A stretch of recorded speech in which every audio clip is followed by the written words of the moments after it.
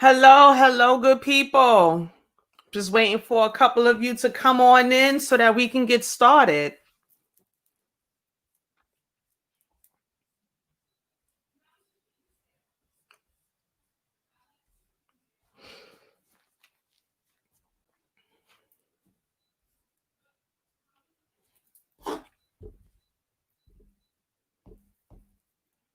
I'll give it to about 9:05. Hey, Kim, happy Friday. Happy Friday. I'm glad that you tuned in. I'm going to give it about 3 more minutes and then we're going to get into it because, as always, I do not want to go. I don't want to go over an hour, but I think that this is going to be a really, really, really good conversation tonight and very much needed. So I just wanted to do the intro before I bring in my guest. So welcome to Cultivating Conversations and welcome to season 2. So Cultivating Conversations is the podcast that creates a safe platform where we have thought-provoking dialogue about life, love, the pursuit of happiness, and everything in between. So I am your host, Stacey T, and it is my hope and prayer that through this platform, our conversations will plant seeds in the hearts and minds will be cultivated, which will bring about healing, restoration, and wholeness. Thank you. Thank you, Kim. So tonight's episode is entitled Pivotal Points in Marriage. And my guests tonight are Dwayne and Alison Murray. So they are really, really good friends of mine. And before I bring them in, I just want to give a brief review of what I talked about last week. So this month, the theme of December is pivot, right? Because we've been talking about how this whole year, it just went down the tubes and there's so many things that have been happening. Hey, Mo, I'm not married or soon to be, but I'm here taking notes. That's right, honey. Take them notes. So for those of you who were a part of season 1, if you remember, I did this series called Quarantine Ships, right? So we talked about every relationship that affects us. We talked about our relationships with God, our relationship with ourselves, our friendships, and then we talked about marriage. And it was my desire to bring in a couple that can share their story, their testimony, give some tips, and just share their tools, that help them get through all of these years. So I prayed for season 2 and I wanted a couple that was authentic because it is my belief that couples, yes, Zariah, 20, 400 degrees in 20 minutes. Because this is what happens when you're live and you have an air fryer and your child comes in to ask you, how long do you cook the chicken? When she could have asked me that before 9 o'clock. But anyway, I wanted a couple that was authentic because I believe that real can be duplicated, but authentic is something that cannot be. And with everything that has been happening this year, we've had the highs of people getting, so many people forming relationships, forming marriages, getting engaged. But then you also have those who have kind of stepped out. And there's been all of this talk about, Black women and Black men and love and things like that. So because we're at the end of 2020, and we're at the end of the month, and this should be the time that we want to come and kind of regroup ourselves, I thought that it would be a good idea to talk about pivoting in marriages. So I'm going to have my friends, Dwayne and Alison Murray, come on. They are really good friends of mine. We went to college together, Syracuse University, because we bleed orange all day, every day. And they are also in the military. So I'm going to have them come on so that they can introduce themselves. Alison and Dwayne Murray. Hi, guys. Hey. Hello. So again, thank you so much for agreeing. Thank you so much for being my first guest that I'm interviewing on CCTV. And so I want you to take this time out now to introduce yourselves, tell the viewers who you are, how long you've been married, children, anything that you want us to know before we jump into these questions. Go ahead, Dwayne. No way. I'll defer to my loving wife first. Ladies first. Go ahead, sweetheart. Okay. Here we go. So good evening, everybody. My name's Alison Murray. I am originally from a small town called Severna Park, Maryland. I am a graduate of Syracuse University, class of 2001. Big up to the Orange. This year, we're missing a few of our favorite friends. Shout out and, rest in peace to Ramir Green. I'd be remiss if I did not give a shout out to my homie and that we love him and we miss him dearly. But I am, as you said, the wife of Dwayne Murray, class of 97, Syracuse University. Like I said, I'm from Maryland. I am a nurse informaticist in the Army. I work at Brooke Army Medical Center where I'm the Chief Medical Information Officer. Dwayne and I have 3 beautiful boys, ages 18, 6, and 2. And that is a prayer request all in itself. Like I said, I'm over here in San Antonio, Texas, and I will defer to my husband who is in Huntsville, Alabama. So, good evening. My name is Dwayne Murray, Syracuse University, class of 1997. I am still a work in progress. As my wife said, 3 kids, hail from the great state of New York, born in Brooklyn, lived in Manhattan, raised in the Bronx, went to White Plains High School. Shout out to my awesome sister, Monica Belk, who I've known and loved forever. She is like my little big, same age sister. And her awesome husband, Adolphus. I mean, again, that's me in a nutshell. I am the product of a very extended family, courtesy of grandparents, aunts and uncles.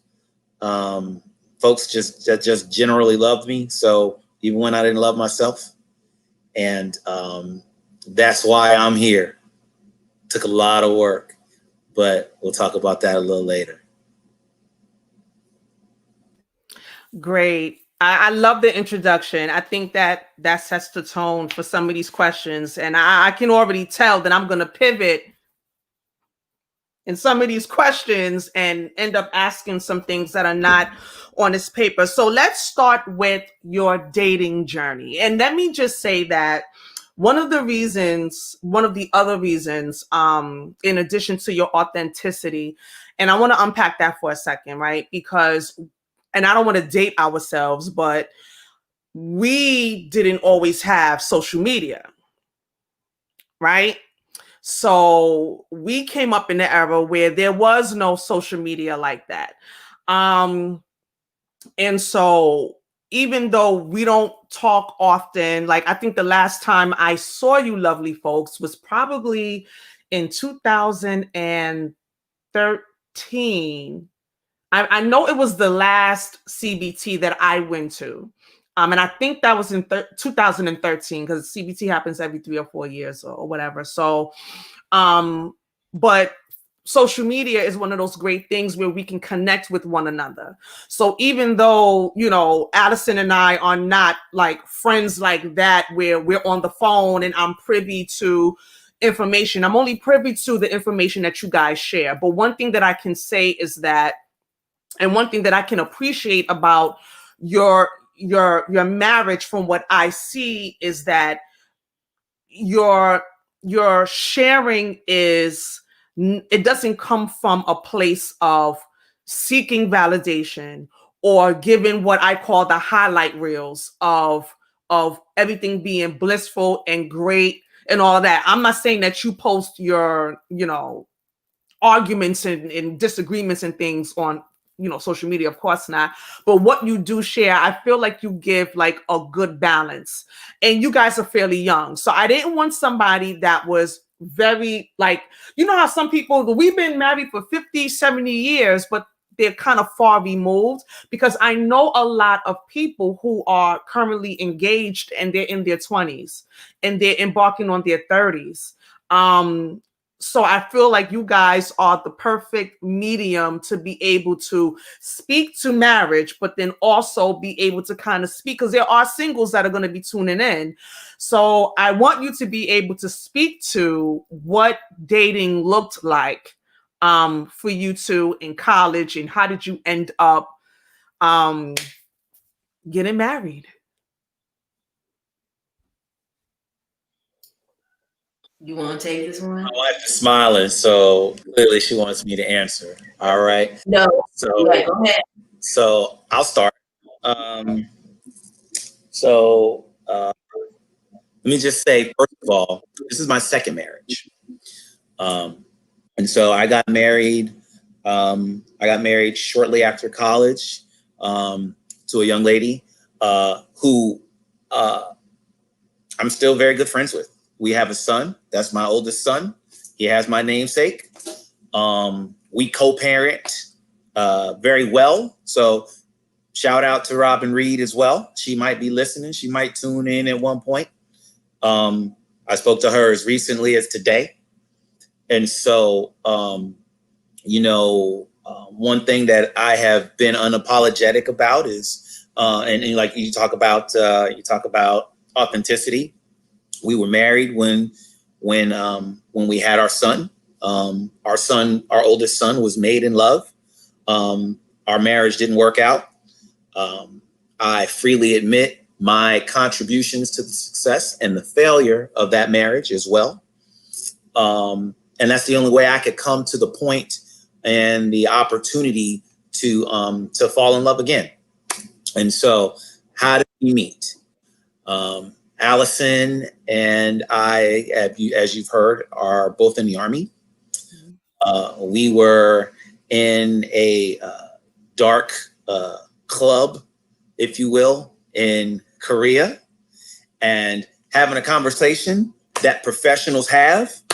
When you first meet someone, you say, you say, hello, how you doing? Where you from? What do you do for a living? Where do you go to school? Etc. Where'd you go to school? Etc. Etc. Etc. And Allison said to me, she said, well, I went to this school you might not know about. It's like, oh, really? She said, I went to Syracuse University.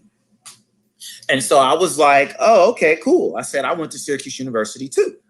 And she was like, nah, you didn't go to Syracuse University. I mean, we're sitting in the back of a club, right? I went to Syracuse University. So you know what that's about, right? Like, we're sitting in the club and I'm just trying to mac on her, right? Then she starts quizzing me with the questions. Where'd you live? No, you wanted me to start my story? You have your version and I have the truth. You don't have to. You'll get your opportunity. Okay. So where'd you go to school? She starts quizzing me. Where'd you live freshman year? Where'd you live sophomore year? What'd you study? Who'd you know? And I start name dropping. This is where I lived. This is where I lived sophomore year. I know this person, that person. I ran track at SU. I did this, I did that. And she still didn't believe me, because you could have went to Syracuse or you could be from Syracuse. So as a testimony, and I still have it, I pull out this thing right here. Boom. My student ID. I can't let you see that too long because I still got the Bill Cosby sweatshirt on and I had hair. So imagine that. Wait. Yeah, look, it's right here. All you see it from back here. It's the Syracuse University student ID from back in the day. For those who don't know, that means so you came with you came on this podcast with receipts. All right, see, this is how we're doing it. Okay. And I have receipts too. Okay. So she was like, well, you could have went to Syracuse, but you ain't graduate from Syracuse. So then I went in my wallet, and I don't possess that document right now, but she knows I have it. I pulled out my student alumni card. I was about to say, if you pulled out your degree, I'm done. That's the alumni card. That's the first one you get in the mail before you got to start paying back your student loans. I don't get that. See, that's what a lot of people said. That's a lot. Hold on. No, wait. I'm gonna have to make some phone calls tomorrow. Like, I paid too much money running my card. Listen, you see the year on it. This is almost 20 years old. But when he pulled out his, you know, I sure tag in the back of Bentleys, and then all my friends that's sitting online that know something about Seoul, Korea, sitting in Bentleys, I pulled this sucker out too. Sorry, Anise. Yes, this came like we got some phone calls to make, Anise. I'm gonna make some calls because within weeks of graduating to let you know. Guess what? The money is gonna come due if you haven't paid it yet. Right. That's what you get before you get that, and you get the little flimsy first little car sticker that you put in your car in the mail before you have to pay your money back. Before you first payment back. And so I pulled that out. I pulled both of those out, and what I will tell you from this point is she's been following me ever since. The devil is a liar. But what I will say is from that interaction, we actually were friends initially. We were actually friends, and we maintained a friendship for quite a while before we started to become romantically involved. Okay. I was about 2.5 hours away. I lived about 2.5 hours away at the time. So I would have to commute, and I would hang out with my friends and my fraternity brothers and all this other stuff. And so visits to go see her, or when my visits to go hang out with the frat, I would see her on occasion. And then those interactions picked up, and those interactions started to become more visits to go see her versus visits to go see the frat and hang out with her.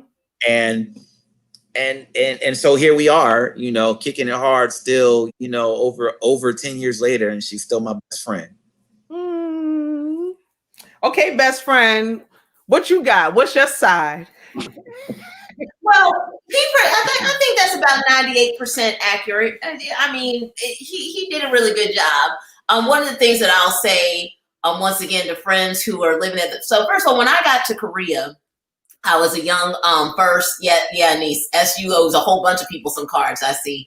But when I first got to Korea, actually the very first person who I saw getting off the plane was a young lady by the name of Pia Smith, now Pia Rogers. And so she knew Dwayne. So you have to think that Dwayne and I, so we did not go to SU together. So Dwayne was there. I didn't even know that. Right. So Dwayne was there. And that was another reason why I didn't believe him. Because let me tell you something about Korea. When you go to Korea, first of all, you are on a tiny island about 13 hours away from everything you know and love that you have to get to by plane, not by driving. And it's a country that's the size of Indiana. And when you get there, you know, they talk about no fraternization, right? So, you know, if you married, you stay married. If you are an officer, you don't talk to enlisted. So when you're having those conversations, you're feeling folks out because folks are like, whatever happens in Korea stays in Korea. And then folks, you know, you're only there for a year or two and then you head out. So all I thought when he was saying, oh yeah, I went to Syracuse. I'm like, first of all, no, you didn't. I was like, second of all, and shout out to HBCUs, but everybody I knew that was Black that lived on the peninsula went to an HBCU with the exception of Pia. And so when Dwayne said he went to Syracuse, I'm like, you just trying to get the booty. I'm sorry. I'm not believing you. Literally not believing you. So then when he put out the card, I was like, oh, stop. And so then I had to, nope, you had a chance to talk. Put your little finger down. And so then I pulled this out. And like he said, it started a conversation and a friendship. But something, I don't know, many people know this, but we've told this story a couple times too, because, you know, I still really wasn't believing him. You still wasn't believing him? So much so that, you know, if you look at your Syracuse University transcripts, I don't know about the new ones, but the ones from about 10 or 15 years ago, there's some instructions on it to make sure that it's a straight up SU transcript. And so if you dip the transcript in vinegar, it will actually change colors. Now we talked about vinegar earlier. So But if you dip it in big vinegar, like the tip of it in vinegar, it'll change colors. Aside from the watermark, the watermark should be the thing that tells you it's a real transcript. But they give you just a few more other instructions. So Dwayne had a transcript laying around the house, I think maybe a year or two after we got married, and I sure enough did take that transcript and dip it in some vinegar. I was like, okay, you legit. I mean, mind you, we were married, but I was still like, 2 years in, but you like, we're married and I'm sorry. Stacey, we're married and I'm applying to grad school. I mean, I'm saying, look, I watch Investigation ID. I watch Snap. I watch all of those shows to make sure. I was like, listen, these folks are crazy. Mm-hmm. So, listen, something that we used to say, and now, and we'll probably talk about it later, but when we first got married and folks were asking us about kids and when we're going to start, one of the first things I said, and I didn't realize then how much it hurt him. But I said, I don't even know if I like him yet. Y'all talking about kids and all this other stuff. We just got married. I was like, I don't know if I like him yet. And so that was one of our things that we have since gotten past. But that did actually hurt him. But to me it was funny. To him, not so much. Mm-hmm. Mm-hmm. But yeah, but that story is, like I said, about 98, 99% accurate. Shout out.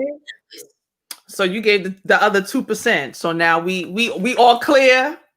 Did you get the transcript? Okay, no, but I have a question. But I have a question about this transcript now. So when because you went to apply for grad school, and to apply for grad school, you have to submit a transcript, which typically I think customary, the school has to send directly so that, but did you ever look for your transcript and ask where it was? Like, did it ever turn up missing and then you found out? I caught her dipping my transcript in vinegar. I caught her doing it. Yeah, yes, Serena, and I caught her in the bedroom dipping my transcript in vinegar. Straight busted. I was like, what are you doing?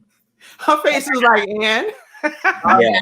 Sorry, not sorry. Like I said, folks are crazy. It was 2009, 2010. I'm sorry. Oh. But the thing is, his actual transcript. So let me stop you right there, Dwayne. Because your actual transcript to grad school went because it had to go straight from the school, which you did apply for extras. So the extras are still in our house with the vinegar stain. But you still shouldn't have dipped it in vinegar. I needed to review it. I wanted to make sure that my transcript was squared away and worthy of getting accepted to graduate school. Ooh, you still passed. I mean, I don't understand why this is a problem now. You got your card, so you graduated. Yeah, I didn't get my card, and I know I graduated. What else? Oh my gosh, this is great. This is great. Okay, so let's back up between the transcript dipping after the couple of years of marriage and the conversation in Korea. So, how long were you guys dating before you got married? A total of about a year and a half. Because remember, we were friends first. I got to Korea in 2005. Dwayne had already been there. Once again, he and his former wife, they were still married, obviously, and going through things. So we didn't get really involved until after we had both left the peninsula. So that would be about late 2007 to 2008. And then we were actually married in 2009. Okay. Yeah. And the crazy thing is, in between that, I actually did a tour in Iraq. Mm-hmm. Right. As she talks about us getting serious, like us getting serious was really me, like leaving Korea and going to Iraq for a year. Like that was the serious part of our relationship. Yeah. How like unpack that? What do you mean? Like that's the time that you decided to be like, we're gonna go be serious. It's like, oh, by the way, I'll see you next year because I gotta go to Iraq. We knew. Well, here's a couple things that we knew. We knew that I was going to Iraq. And so really my tour in Iraq was spent, if you want to call it courting, socially distanced courting, like ultimate socially distanced courting from in the midst of a combat tour. That's really what it was. And so to unpack it, it looks like me coming back from Korea. First of all, I came back from Korea with her. I went to Maryland and brought her back home to Maryland. I met her parents. Oh. Asked her parents for her hand in marriage while I was there. I drove her from Maryland to San Antonio, Texas, back to Korea, and finished my tour in Korea, which was about another 6 months. Mm-hmm. And then from Korea, I left Korea. I moved back to the Army, moved me back to the States. They moved me back to Maryland for about a month or two. And then I went to Iraq for a year. And while in Iraq, I came back like 6 months in and I proposed. And then I went back to finish my tour in Iraq. And we came back. And sometime after that, we got married. So yeah, that's a lot of unpacking. Okay, so this segues into my next question. And I was going to try to save this for later because you said something that was so critical. So my question to you, and I want you both to answer this, but I don't even know who should go first because I feel like Dwayne's answer is going to be longer. You want Alison to go first? Okay, so my question to you both, Alison first, is when did you know Dwayne was the one, and why did you allow him to choose you, and why did you in turn choose him? Because we always talk about if a man findeth the wife, he finds a good thing, as if once he finds us, once a man finds a woman, then she doesn't have any say on her choosing. Obviously you had to choose each other. So what made you choose Dwayne? It was it was definitely that trip, me leaving Korea. So there are a couple of things that happened. Me leaving Korea and heading to San Antonio. So San Antonio is like the home of now military medicine. It's always been the home of Army medicine. Mm-hmm.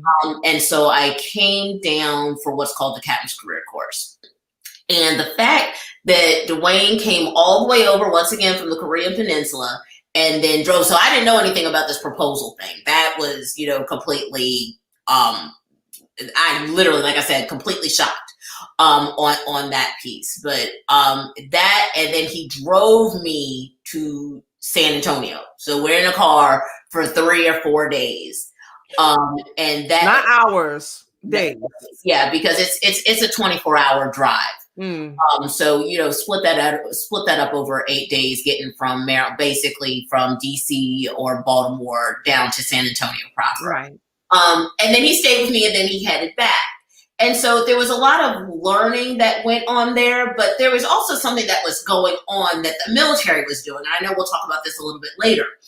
Originally, I was supposed to come from Korea, go to this course in San Antonio, and then go on to Germany.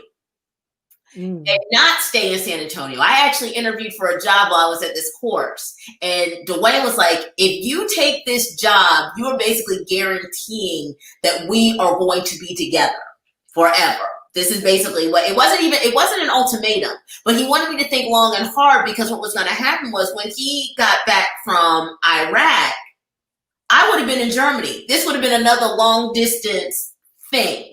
And were we willing to do that? Not married, not knowing that, what, life was going to bring. And for, your viewers and for your audience who were young at the time, you had to think at this point, I'm 28, 29. So this is not a fresh out of college type of deal. This is, okay, I've lived my life a little bit. This is now going on my 3rd duty station. My first one was in Washington, D.C. The second one was in Korea. Now I'm in Texas, and I'm about to go from Texas to Germany. So that was a really long, hard look at myself, is did I want Dwayne in my life the way I thought? I mean, once again, he had just done all of this and gotten me down there, and it wasn't a pity party. Like, I really did learn to love him in that time because we were learning each other together. Mm-hmm. But I would really say that was really it for me, as far as him and some of his little cornball tactics, like, I'll blow your mind, or I'm gonna blow you away, and all that other stuff. I'm like, yeah, all right, whatever. I mean, we've had this conversation before. Don't act like, Dwayne, like I ain't told you this, because you know I've told you this. But that was really what did it for me. And then I ultimately end up getting the job. I think actually that job set the trajectory for my Army career. So God was telling me something in staying in San Antonio. I bought my first house by myself while Dwayne was in Iraq.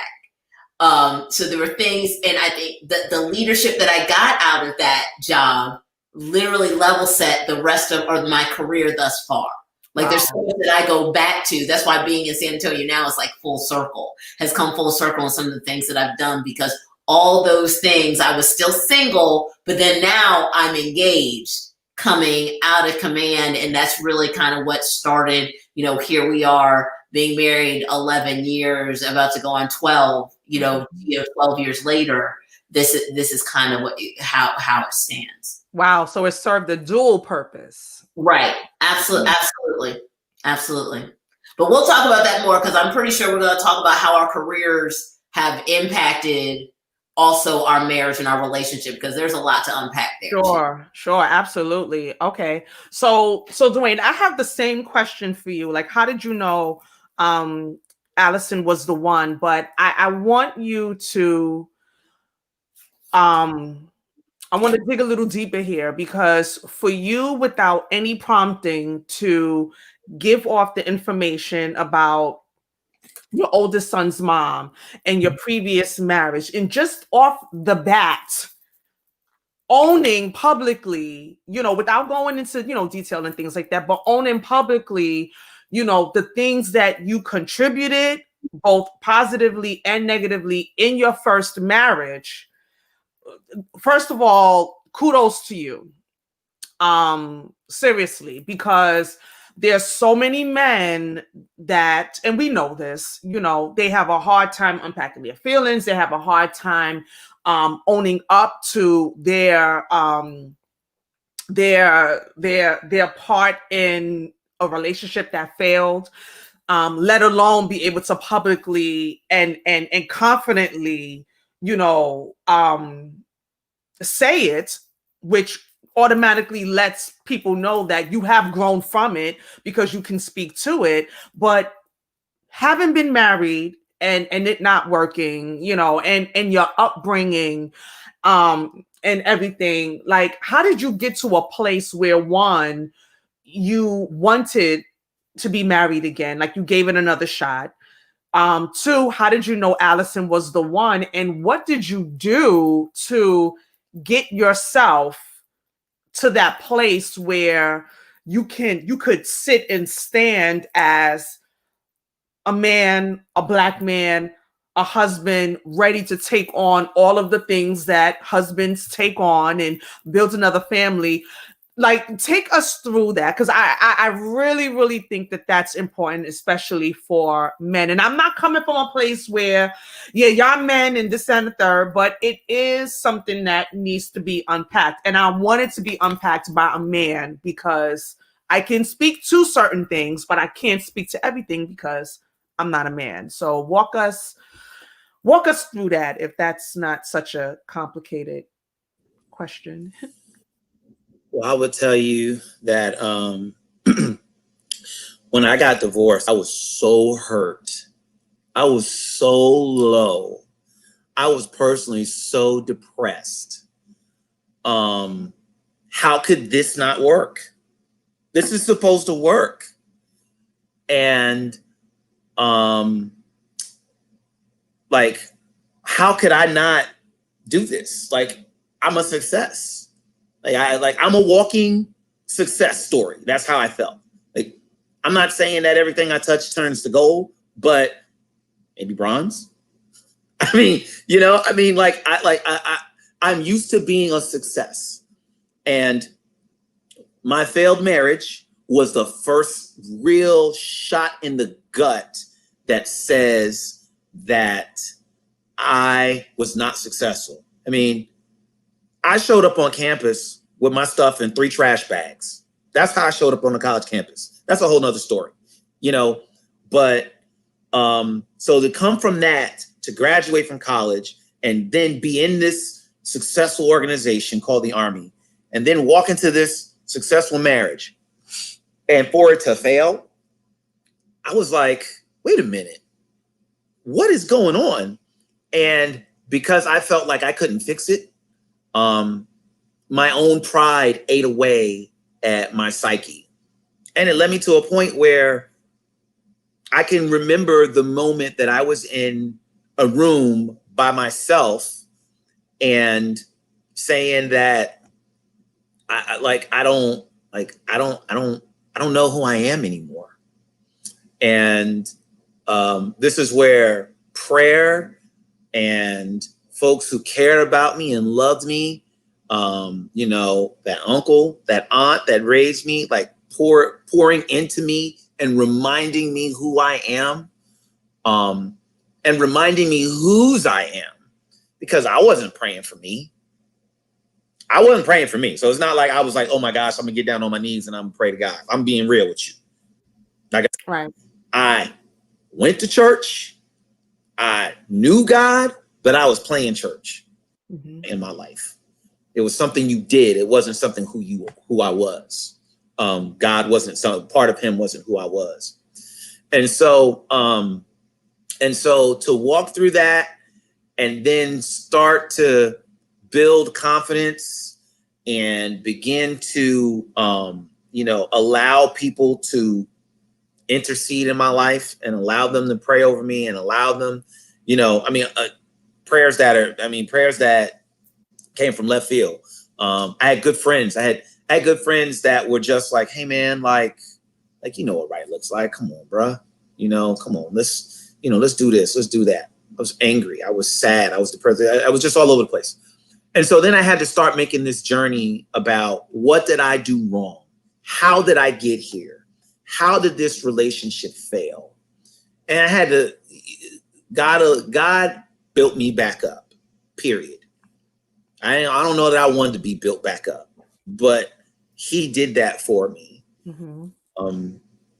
And so, you know, it's almost probably miraculous. Not probably, it is miraculous that I was able to feel a sense of worth again. And once I started feeling that self-worth again, and start self-reflecting about what I did wrong. You know, I did a lot of pointing at myself. All right, I gotta grow up and ask myself, what did I do wrong? How did I fail in my marriage? How did I fail as a husband? How did I fail as a Christian? And that is so, it's you're gonna fail, but you shouldn't stay there. Right. You know, and I'm glad that God reminded me that I shouldn't stay there. And so I just started moving and walking and trying to be as close to him as possible with, again, like, I'm not perfect. I'm still not perfect. Right. You know, still failures along the way. But then I met this person, this woman that, you know, all right. So yeah, I was definitely trying to get the booty. But you know, she wouldn't let me. She was like, yo, like, okay, I guess I'm gonna be her friend. Like, and I should be her friend, and that's okay. And it's okay to have a friendship and still grow, because I probably wasn't ready for her to truly open her heart to me. I wasn't ready for that. But when she did, and when I was definitely a collision of two people who were ready to move in the right direction. And so, yeah, that was definitely what I said to her. That particular instance was definitely a cornball tactic. But it was me speaking from the heart.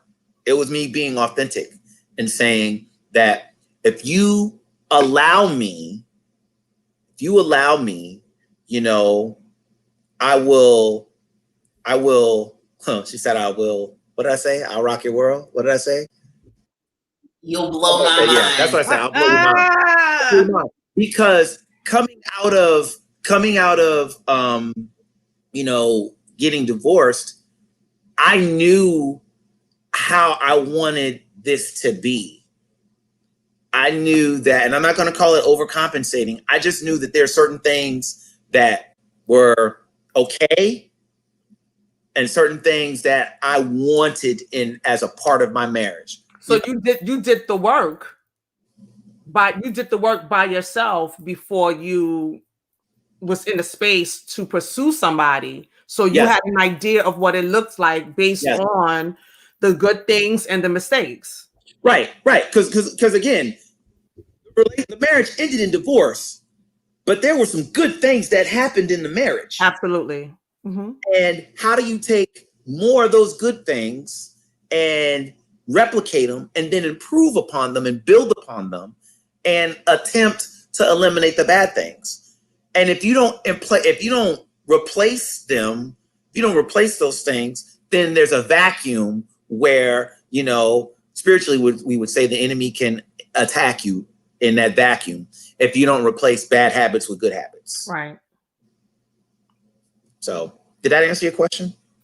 That answered most of my question. I want to know, what was the defining moment, Dwayne, when, because she was trying to get the cheeks and all of that good stuff, and then y'all were friends and everything. And I'm sure that, you saw, not saw like dating, but, other women, because, we see people every day, we can be attracted to multiple people at the same time, but it's that one person that draws you in. So what was it about Alison that, with all of your learnings, with all of the work that you did, and you being ready to be in a relationship, and then you come across this beautiful Black woman in Korea and you decided to drive her all over the earth to set her up, so that you can start a life together? What was the thing, the moment that you said one day, like,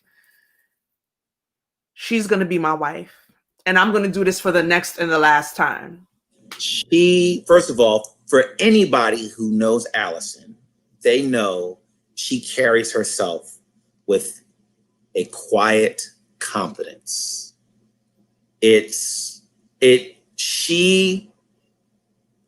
She changes the room when she walks in the room. And the first time I actually saw her, no lie, is when I thought that. The first time I saw her, she had this black dress on. She had, I forgot how you call it, but it didn't have any straps, so it was strapless. Black strapless dress. It had these pink roses on them, white and pink roses all over them, full length dress. And let me tell you, her hair was real short. It was, come on with the details. It wasn't short like mine, but it was just shy of a teeny weeny fro. And I walked up to her that night. She was at a fraternity event. I walked up to her and I said, yo, you know that there's not too many women that can pull off walking around with such a short haircut. Like, you look amazing. Can I dance with you? And she was actually at the event with somebody else. But everybody in your side. Everybody want to dance with the bros.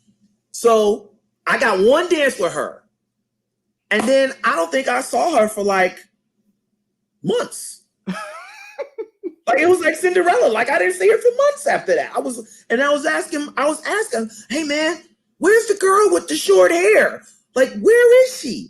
Like, only got her name once. We were sitting in the back of some old smoky club before that. But like, where is she? Who is she?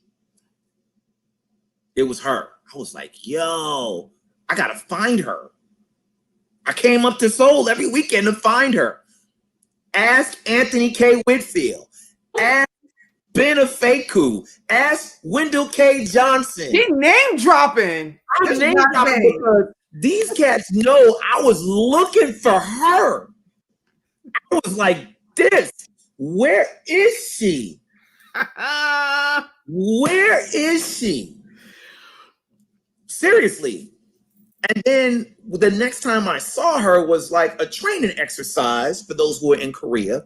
She was a training exercise walking in my facility, and I was like, hey, I need to get your number. So when you gonna come down and visit me? I called. I was like, yo, so when you gonna come down and visit me? Okay, no, wait. Time out. Because I need you. You didn't went there, so I need more deeds. So you haven't seen her in months. All you remember is this silhouette and this dress with the flowers and the short hair and all of that. You don't see her, and then she shows up in the facility.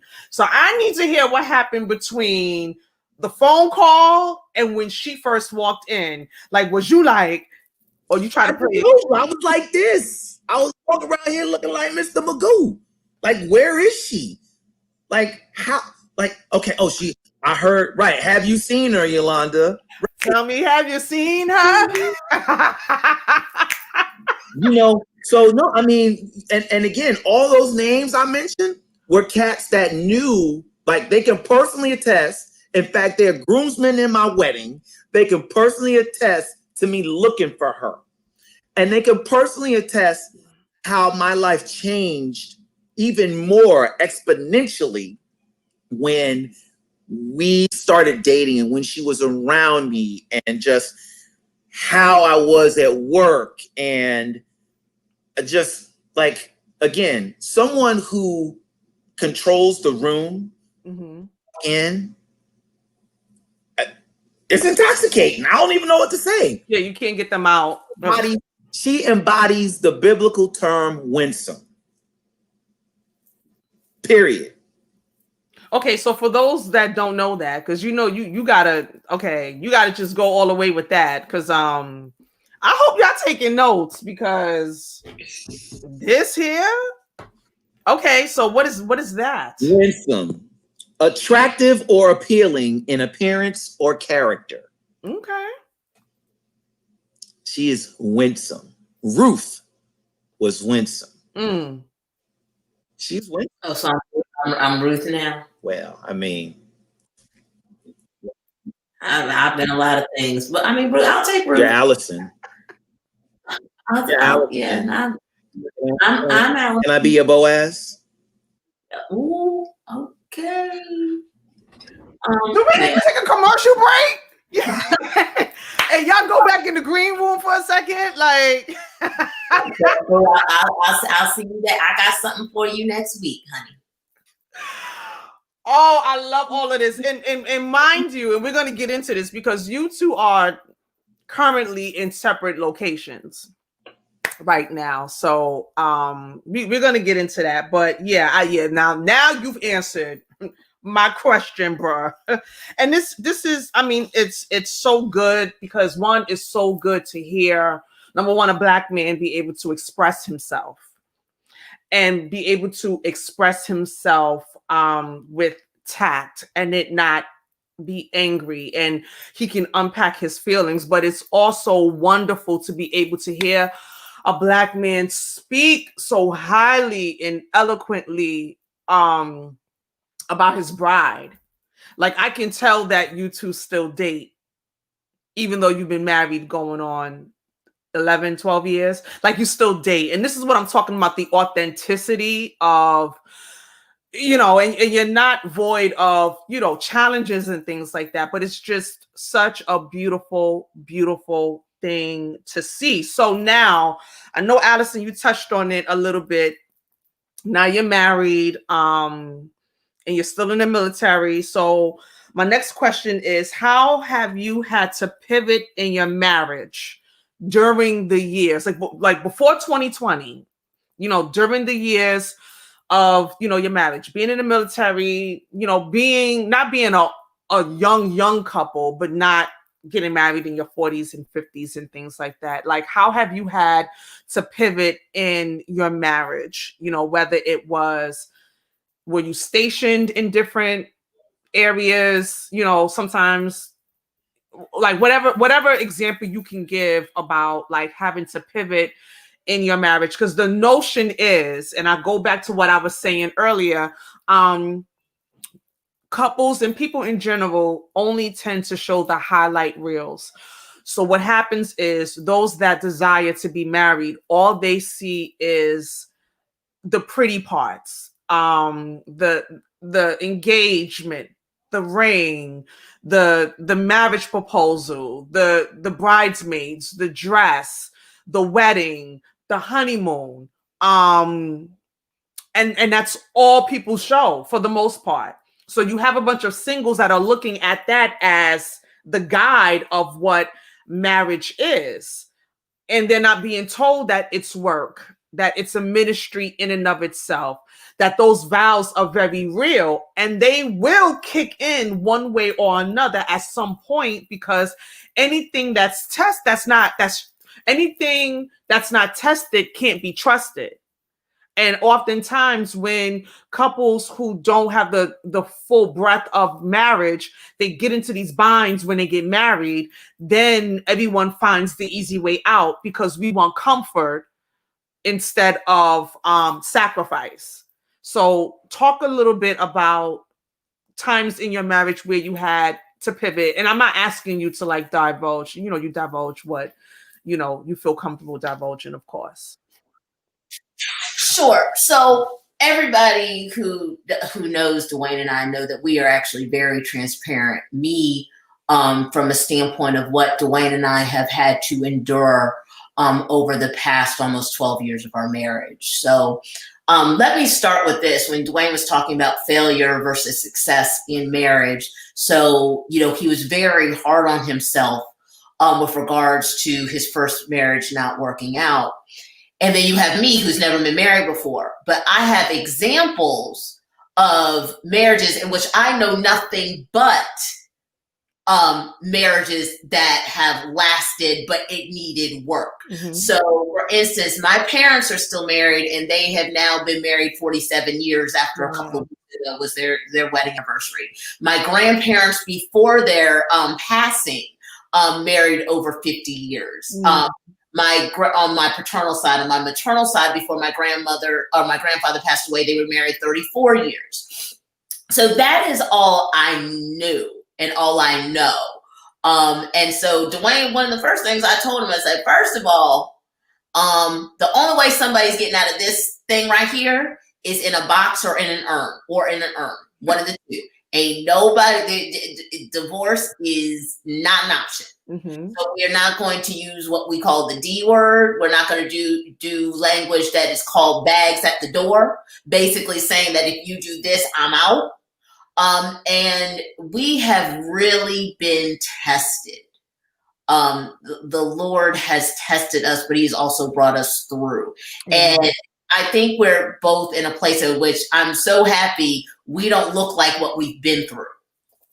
So, yes, and you, Miss Stacy, also are a testament to that.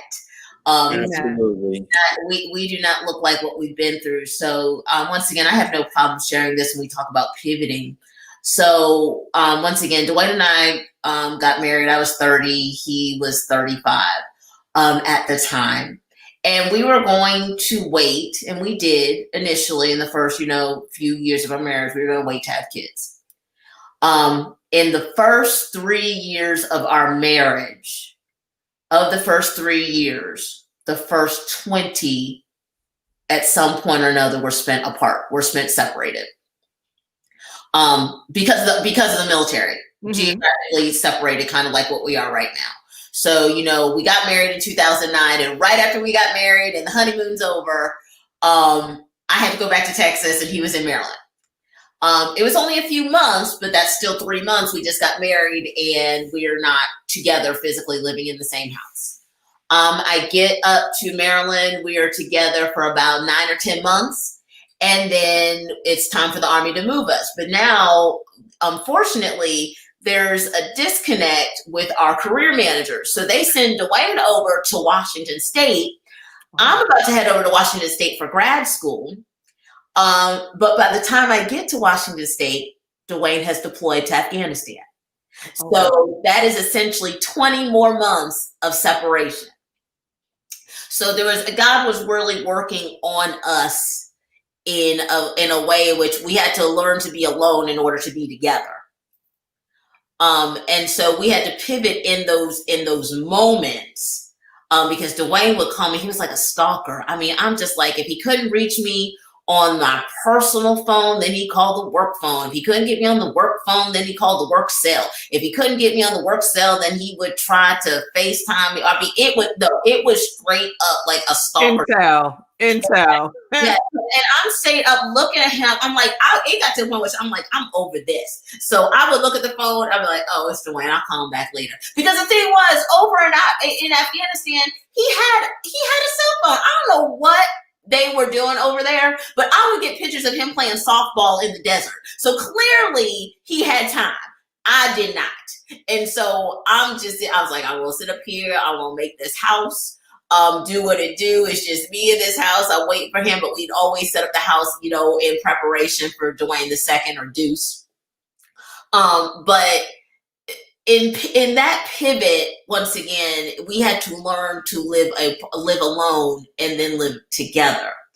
That served us well, because if you would tell me that the next 7 years would be spent trying to have children and seeing that as a failure, I would not have believed you. So once again, for those who are on the call and those who know anything about my journey and my testimony, Dwayne and I are really the parents of 8 children and not the 3 that we have living. And so starting actually from our first child, Sydney, who is affectionately named Sydney because we were in Sydney when he got made, in Australia.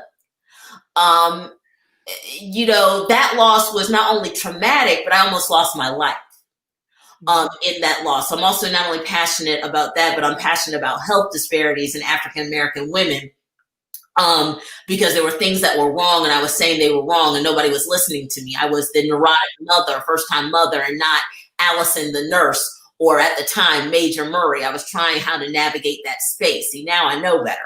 But even then, I was, once again, almost lost my life. I praise God for the sorors that sat up there and saw something was wrong and stayed by my bedside. So shout out to Stephanie Jordan, who lives out in Ohio right now. But she lived in Washington at the time and basically saved my life, and was there when Dwayne got off the plane from Afghanistan, because he didn't know if he was coming home to a chaplain or he was coming home to me. My Lord. Wow. And so that kind of was what started us on this path, because the statistic is 1 in 4 women suffer a miscarriage. So it's 25% suffer a miscarriage at some time during their childbearing years.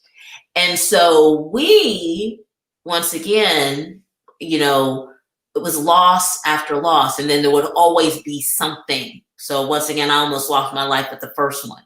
The second loss, actually, I didn't, but we had just moved to Georgia at the time, another military move. The third, and then in between number 2 and the third loss, we're blessed with Caleb. So that's our adopted baby. So Caleb comes into our life.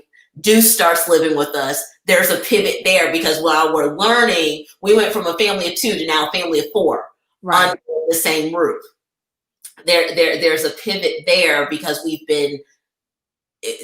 we were trying to define who we were going to be as a family.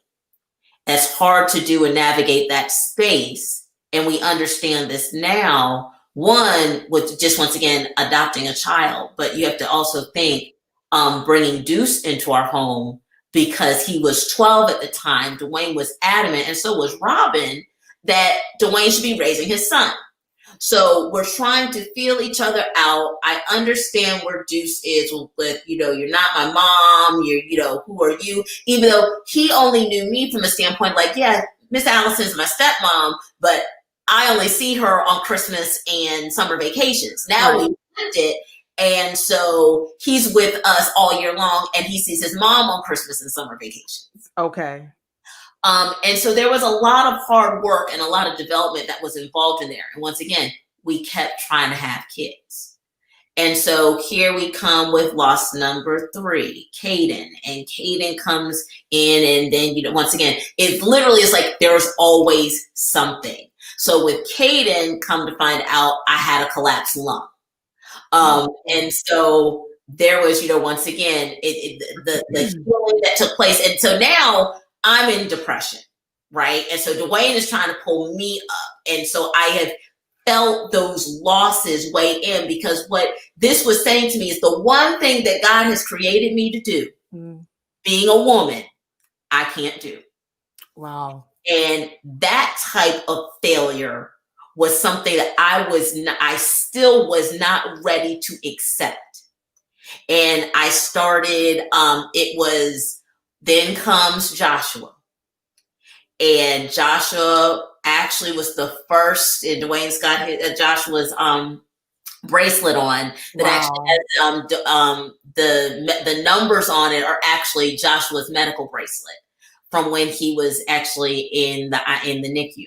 Okay. So here comes Joshua, and my cousin Herb had reminded me not only who I am or whose I am, because even with Joshua, I got deathly sick.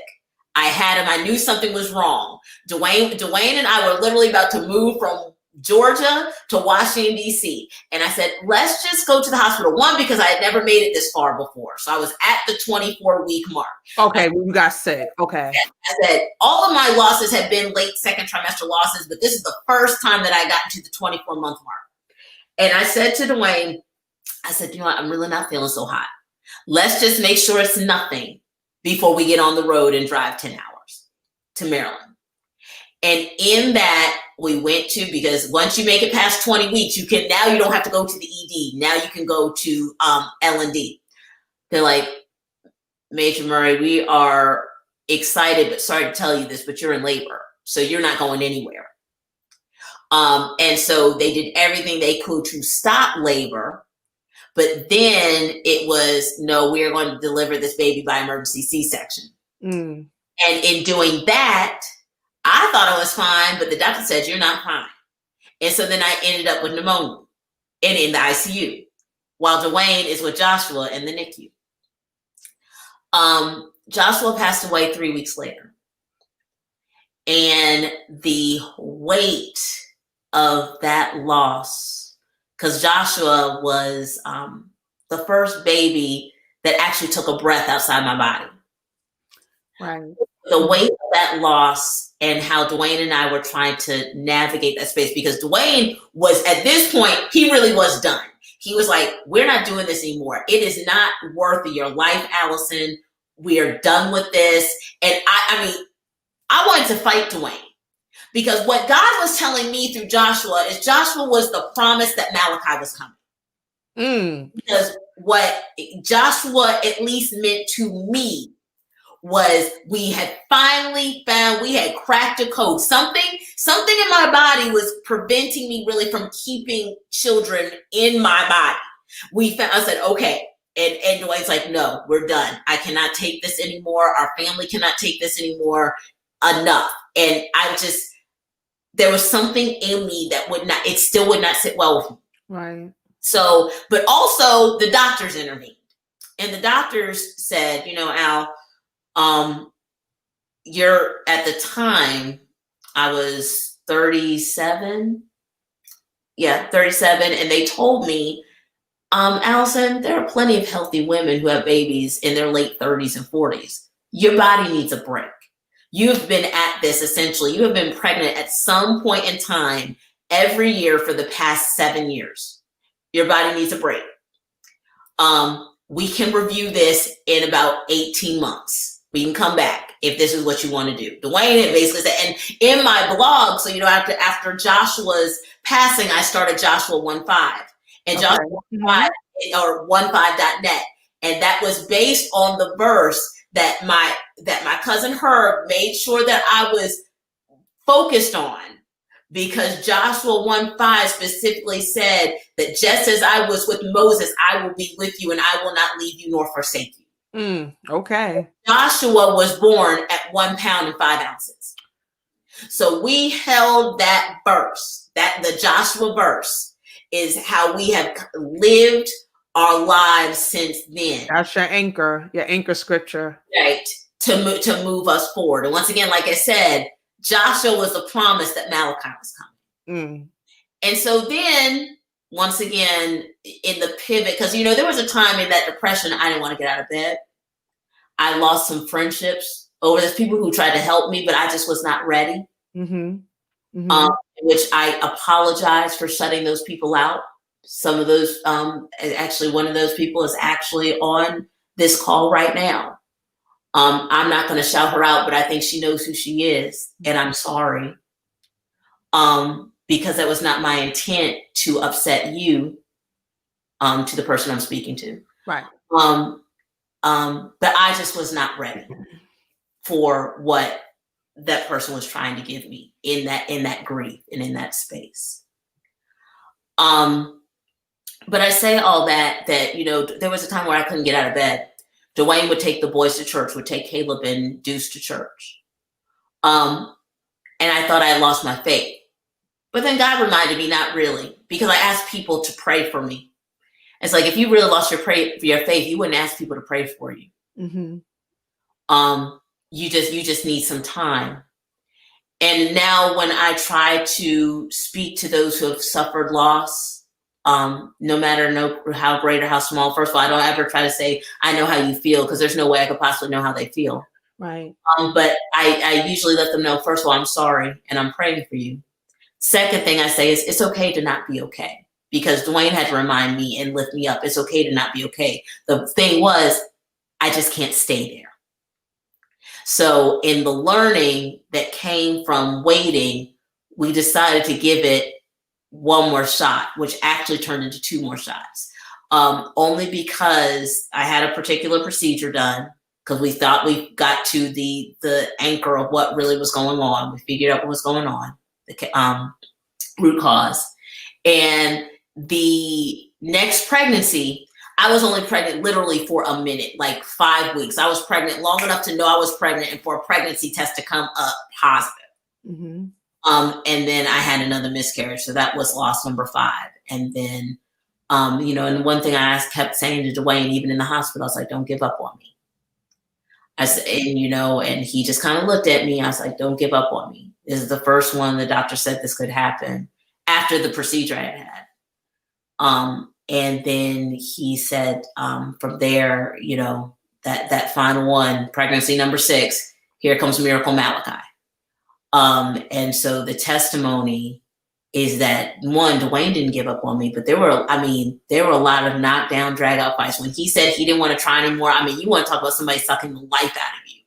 He and I really had a hard time. We did counseling. We did, you name it. I mean, we did Christian counseling. We did counseling. We were in with the pastor. We talked to friends. That's you know, big. That's big. I had to have friends, and get yourself some friends that will tell y'all the truth.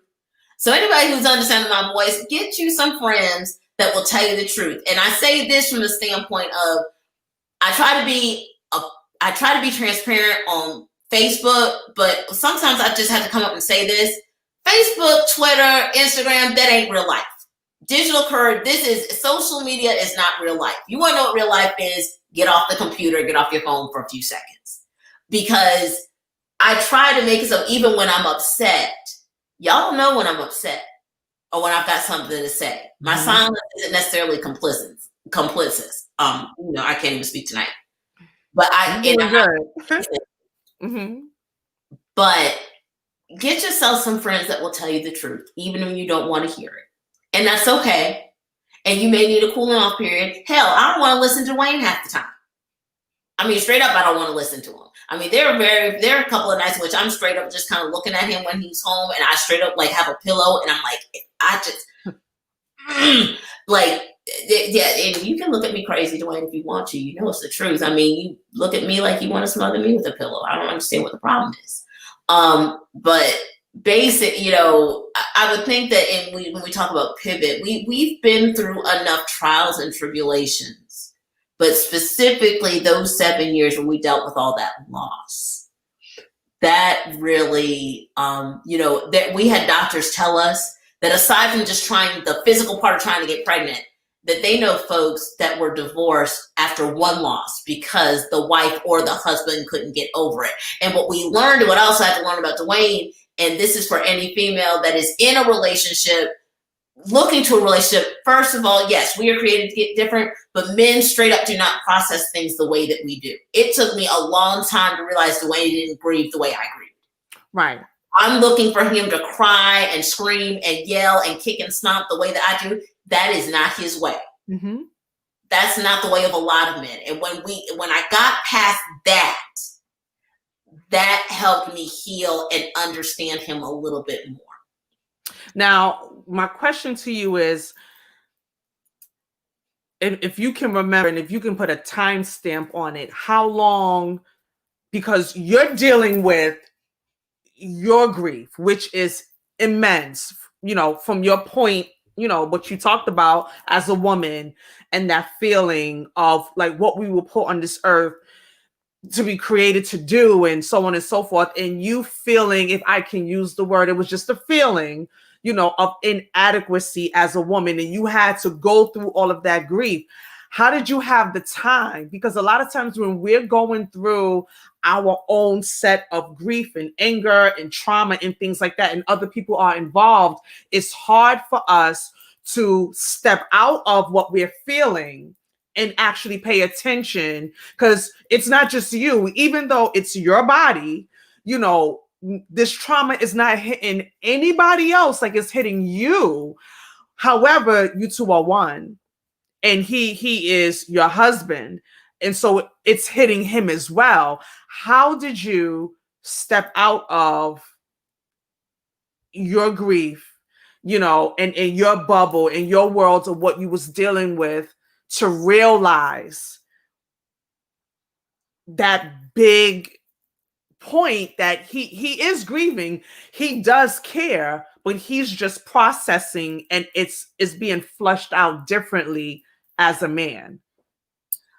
Dwayne, I think you may agree with this. I literally think it came down to actually being in counseling to deal with the losses, because we would do counseling together. So I would do it one by myself, but there were actual sessions in which my therapist at the time brought Dwayne in.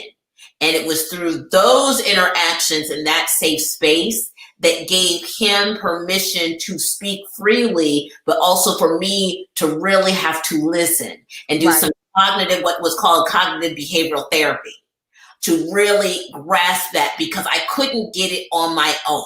Mm-hmm. Somebody else had to intervene in order for him to be brought in. So it hit me like a ton of bricks. Which is the whole point of counseling. Which was the whole point of counseling. And Dwayne and I have maintained a posture since we've been married. I mean, the grief counseling and the bereavement counseling is one thing, but we have tried to maintain a posture in which we still do counseling as marriage maintenance. So we'll, kind of be on a hiatus. Like, we've been on a hiatus now, babe. What would you say, for about a year or so? But with counseling, but generally, like every year, like every 12 to 18 months, we'll resume counseling. One, to just kind of relearn ourselves and relearn where we are in our lives. I think that's important. So here's the thing about counseling. I'll let you get back and answer the question, Allison. But I'll just interject this piece about counseling and maintenance. Any kind of maintenance. So if you have a car and the engine blows up, that's not the time to take it to the mechanic. Done on it. The engine has blown up. You probably need a new car, right? Or you have to put so much of your resources into getting the car in basic running condition, right? If you wait until you have a heart attack to go see the doctor, then I'm not going to say it's too late, but the time and the effort and the triage and the surgery, the deep rooted, get down in the basics of making this thing work, making this body perform, has to be done at such a great effort that the actual body might not be able to withstand the type of heart surgery that's needed to have the heart function. So if you wait until your relationship is about to blow up or stop pumping life to it to get maintenance done on it, I'm not saying it's too late, but the level of effort that has to be made towards it, towards the actual maintenance of the relationship, is so large. It seems so enormous. It seems so daunting that you might think it's easier to walk away and just start a new relationship. And so, relationship maintenance is important, and God has so many of those examples, like in the world. Like there's so many examples of this in the world, right? Like you shouldn't go to the investment banker when you have no money to talk about you want to make investments. It's a great time to start, but kind of difficult to do. So anyway, I just wanted to, you talked about relationship maintenance, and I wanted to touch on that point, and I'll stop and let you finish, babe. Go ahead. So before Alison jump back in, I just want to be clear. I just want to ask a question just for all of our hearing and viewing pleasure, right? So we're talking about preventive maintenance in our relationship. So when you talk about going to counseling, you're not going to counseling necessarily because something is wrong. You're going to counseling just to continue to make sure things are right, because thing is, you're 100% correct. We are doing maintenance on our relationship that we can make an emotional withdrawal, a spiritual withdrawal from the banks of investment that we've made. Like, we're separated right now. Allison's in San Antonio, Texas. The Army sent me to Huntsville, Alabama. That's 14 hours. And so I get to dig into the basket of relationship investment and make a withdrawal when I am here so even this in and of itself is an opportunity to have some type of therapeutic release and relate and intimacy and authenticity with my wife. This is what we're doing right here. So as much as, you're thankful for us to do this, we appreciate you, because this is one more thing that we can make an emotional withdrawal from our relationship and say, hey, babe, remember when we did that thing with Stacy? Let's talk about this. Like, how can I do this? I still ask her, how can I be a better husband? Now, see that right there.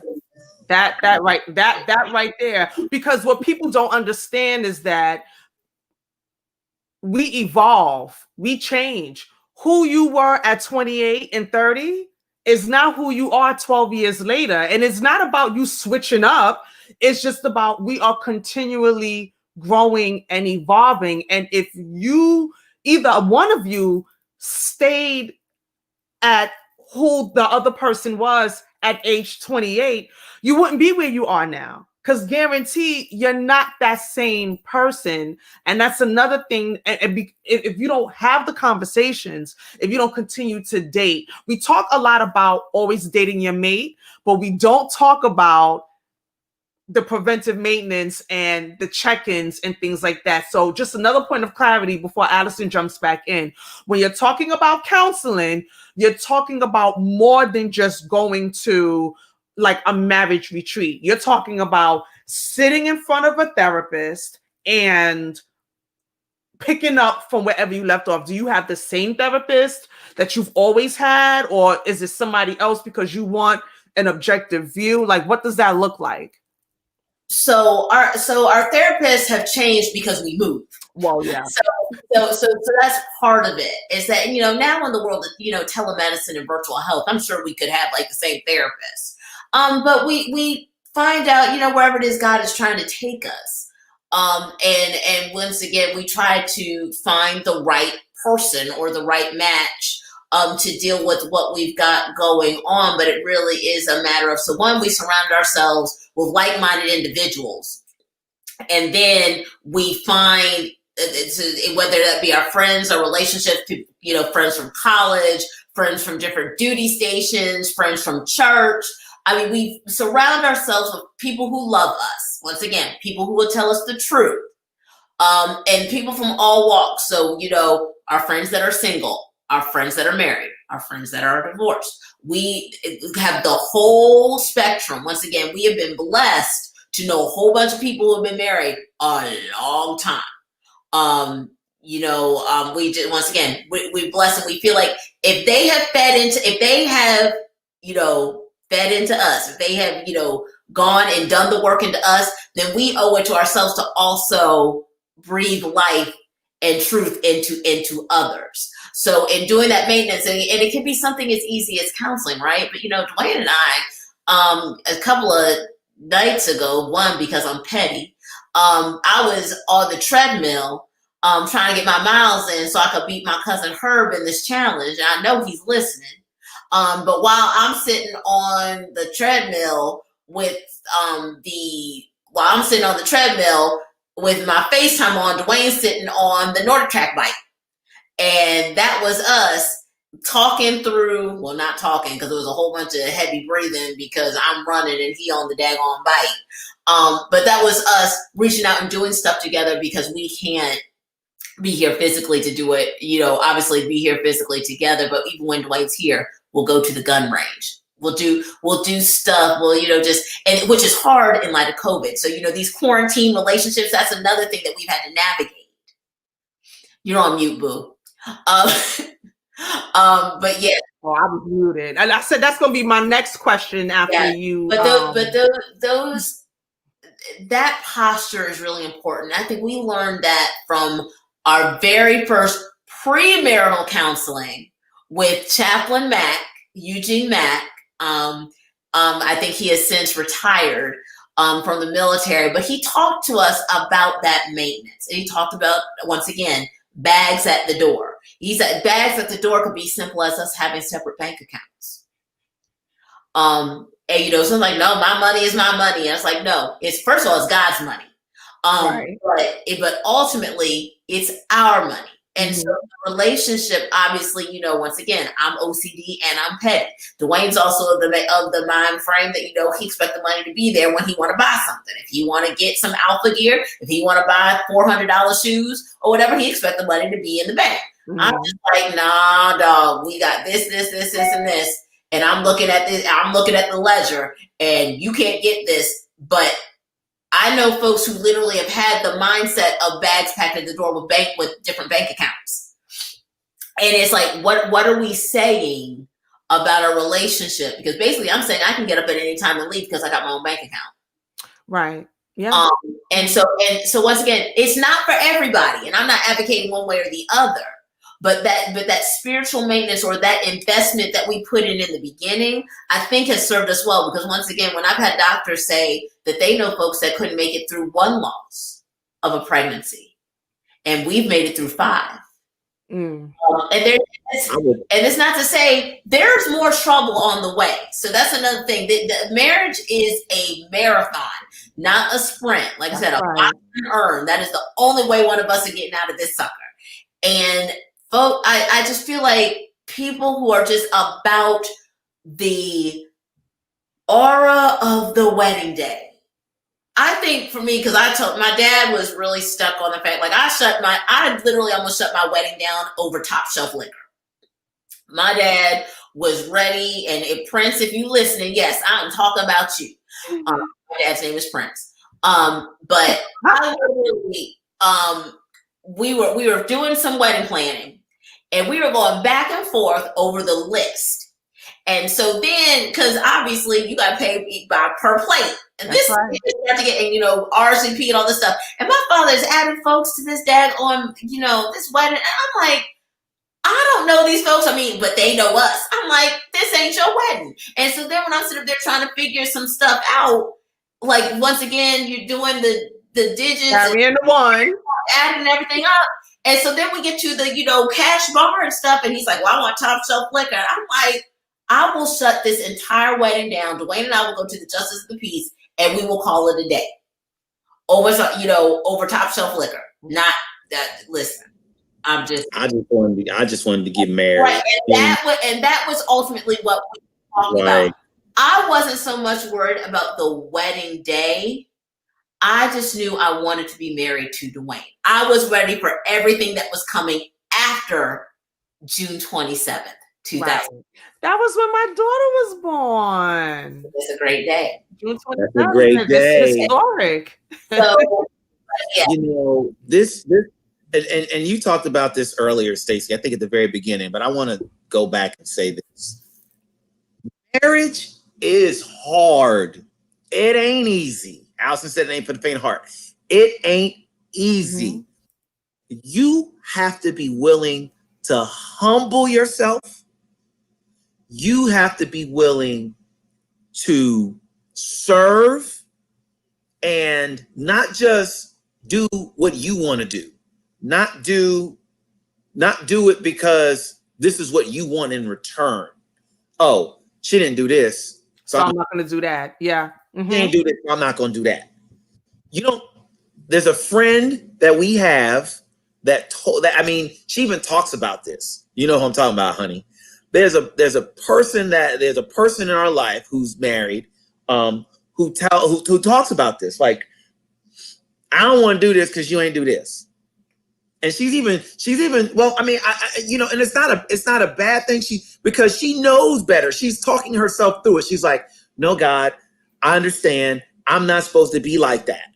Mm-hmm. She knows. And so she's an example for us. Alison said, we've got friends like all over the map, a diverse kit bag of friends, so to speak, and marriages. But what I would add to that is the people who have influenced our lives the most since we've been married are married people. Like, you can't be married and all your friends still be single. Right. They might be cool with you, but you can't be around people that can't go where you trying to go. Or haven't been where you're trying to be. And that's not to say that single people or people who have been divorced or whatever can't be friends. I'm just saying that if you're looking for mentorship, right? Like, I can remember the seat of knowledge of mentorship that I received as a newly married couple, me and Alison. Imagine this. We just get married. We ain't been married for 2 days. And we fall into a scenario where we're around a couple that's been married for 20 plus years at the time, 20 plus years, 30 some odd years, talking about her parents. And then her parents were friends with another couple that had been married almost twice as long as them. They were getting 40 and 50 years of marriage. Mm. And so I can't speak for anybody else, but I love my in-laws. Like, glad you got that on tape, just in case Nancy's listening. They are cool. And Nancy would be your mother. Yes, Nancy's mother. Nancy and Prince, they are cool with me. Like, I love my in-laws. Mm-hmm. So to be around them and the knowledge and experience and just to see how her dad loves on his wife, to see that. And then even on my side of the family, like my uncle, before my aunt died, they had been married almost 30 years, like now he's since remarried, so to see those examples of how older couples and not so much older couples learn from each other, and we felt like we were just like at the fountain, like touching the hem of the garment in terms of relationships, but they were feeding off of our energy as well.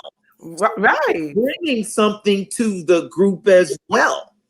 So one of our favorite memories, speaking to that, I think, is also the day we got married. So at the reception, we had, if anybody's heard of it, the generations dance or the anniversary dance. Mm-hmm. So when we were on the floor, like, if you've been married a day, get off the floor. Less than a day, get off the floor. So it got to the point in which the song ran out and the majority of couples were still on the floor. He had gotten up to 20 years or so. Wow. And there were easily 30 couples still on the dance floor. And then he starts, you can't stop, once you sit up there at 30 years, it's not 31. Like, he was going 35. Nobody was really leaving. 40. Nobody was really leaving. 45. Then some folks started hitting up. It got all the way up to my great aunt and uncle, who had been married 53 years at the time. My God, God bless them. Wow. But that was 12 years ago. That was 12 years ago. They're still married. They still rocking it out. Shout out to my Uncle Herb and Aunt Pearl. Yep. But they're still rocking it out. But those were once again the examples. Their children who have been married 20 and 30 years. I was the flower girl in their wedding. That is what we've been blessed to have been a part of. Not everybody has that journey or has that blessing. I'm grateful for that. Yeah. But the thing I would say is, if you don't, like, if that's just not your family dynamic, because that wasn't necessarily my family dynamic, to be around couples that had been married 40 and 50 and 60 and 75 years. But it's almost like professional mentorship. Like, go build a bench. Go recruit you a bench, especially if that's where you're trying to be. Like, if you want to be a doctor, you don't go hang out with beauticians. Like, you go try to hang out at the hospital and you start as a candy striper, or you even if you just got to volunteer, you just trying to get in the building and be in the hospital. Right. And it's okay. It's completely okay to have, you talk about Alison addresses the viewers, for those listening, it's totally okay if they don't look like you. It's okay. It's okay if they don't look like you. If they love their husband, they love their wife, they love their kids, they love the Lord, they got a job. It's okay to build your bench with some diversity of thought, diversity of socioeconomic situation, diversity of appearance. All that's okay, because we're all trying to strive and get the same thing.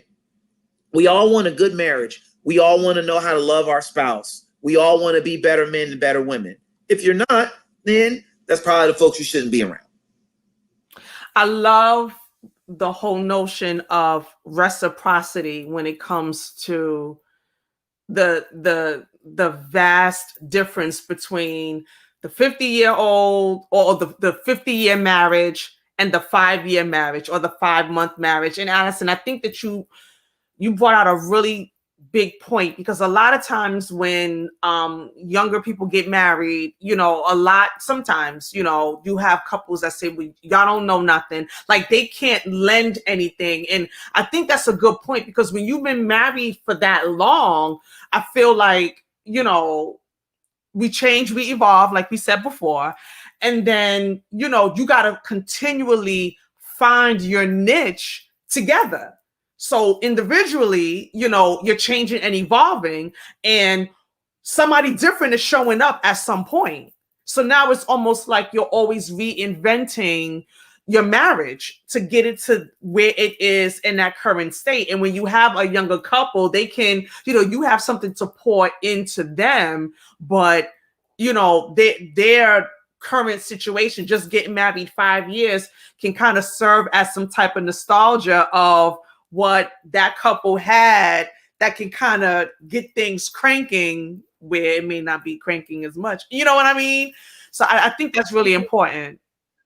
It's also a good reminder that, first of all, none of our marriages are perfect. And that, once again, it takes work. I think that's one of the biggest things that I think I've learned from my parents And I think it also fuels how Dwayne and I do things, and also friends of ours.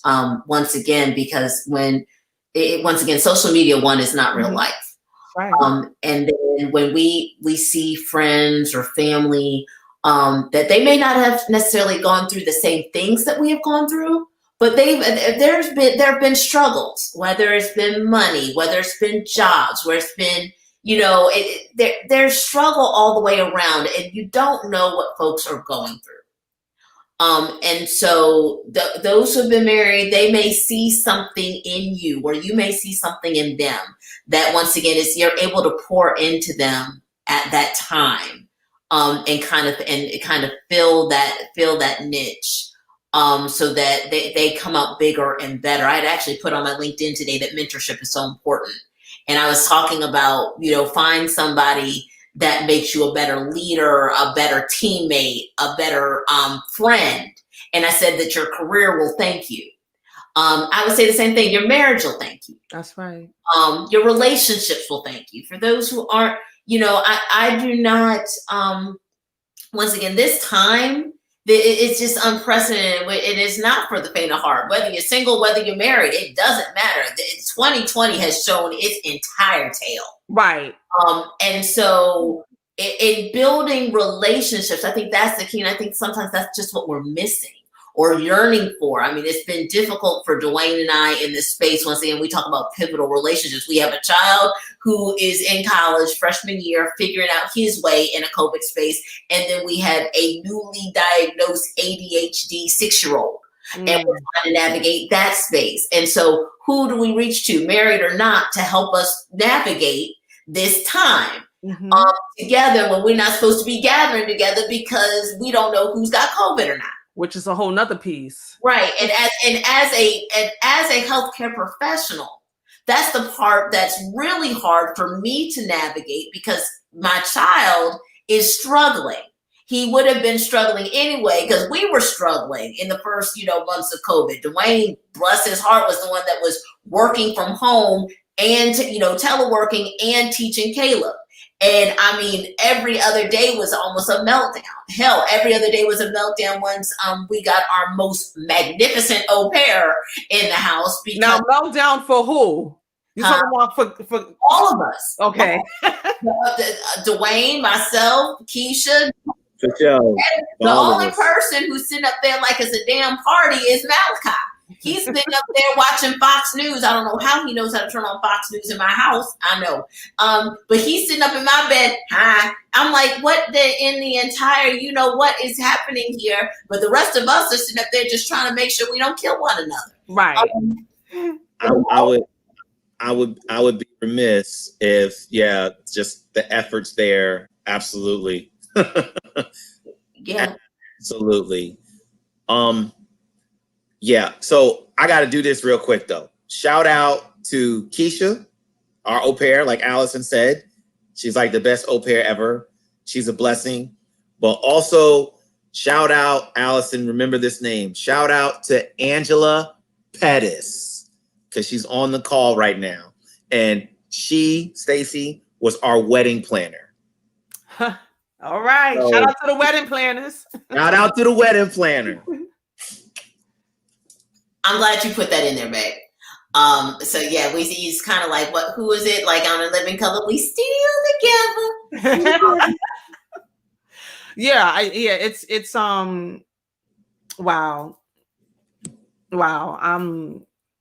I don't even know where to go after this. This is amazing. I mean, I feel like, one of my questions was discuss your roles in being your spouse's partner, and y'all really, really unpacked that. And with the pandemic and pivoting with that, homeschooling and social distancing, and the two of you being in separate spaces and still being able to smile and be authentic and talk about mentorship. I mean, mentorship, I think a lot of people miss that purposely, because with mentorship comes accountability. Where did Allison go? Comes accountability. I don't know where she went. I don't know. She got to come back. She got to come back so y'all can finish filling up y'all tank. Yeah. Yeah, this, you know, the accountability piece of it, you know, with mentorship. And I think couples do themselves a disservice when they don't have, and the thing about it is some couples, they don't, I mean, I feel like it's easy to say you can find somebody that you can glean from, but you can't, because the highlight reel, social media, like what we talked about, and everybody is not happy, everybody is not thriving, everybody is not willing to share even in their marriage, because again, you know, you have this notion that everything is supposed to be perfect, and if I'm not giving a perfect picture of marriage, then I'm not doing marriage its justice. When in fact, if you give a perfect picture, which does not exist, you give marriage an injustice, especially to those who are single and who are looking, you know, who are looking. It's not to scare them off, but it's to give them, you know, the real deal. You know, it's a balance between the two. And I mean, maybe Allison's computer froze, but we're gonna wait. Yeah, I think her computer froze. Well, froze or it died, because I was busy so enthralled with our conversation. I looked up and it was like, we about to shut you down. So it's all good. You saw me slide over here. I'm like, don't go nowhere. You come back. You know, as you talk about perfection, and you know, as we fade away, as you know, as this you know, corruptible body begins to deteriorate even more, you realize your physical limitations. You know, the only thing that can attempt to be perfected is our faith, right? Through Christ Jesus, right? And so, you know, we're going to all fall short. And so being willing to open up and be vulnerable sets the stage for conversations. I'll be honest, like in the military, 23 plus years in the military. Oh, there she goes. 23 plus years in the military. I don't know. For me, about 15 moves. I don't have time to be perfect. I don't have time to be like, oh, here I am, and this is like, you get perfection from me. Like, I'm trying to build relationships of substance, and I'm trying to build, you know, I'm trying to build my bench around people that are for me and people that I can be for them. How can I pour into this situation? How can I pour into somebody? I don't have time to waste, you know? And so that's how I feel. You know, so when I move, or when we move, I always pray for discernment. I always pray for discernment. Like, I'm in Alabama and I pray for discernment, because even in a raging pandemic, as my wife calls it, I need to put myself around the right people in the right situations and scenarios. Absolutely. I can continue to thrive. Now, I've built that, and it didn't take me long to build that in San Antonio, because that's what I'm looking for. And I use my connections, or what I'm connected to do that. There's a couple things I like to do. When I go to church, I like to play basketball. I like to hang out with my frat brothers. So I'm going to look for a chapter of the fraternity. I'm going to look for a place to play ball. I'm going to look for a place where where me and my family can grow. And not necessarily in that order, but I'm looking for a place where my family can grow. So where my family can grow, let me back up. Where my family can grow. So me, my wife, my kids, they all have to be able to grow. Right. Everyone. Right. Where can they all grow? Where's the one-stop shop? Where's the Walmart, essentially, for us to grow, right? Because we all got to grow there.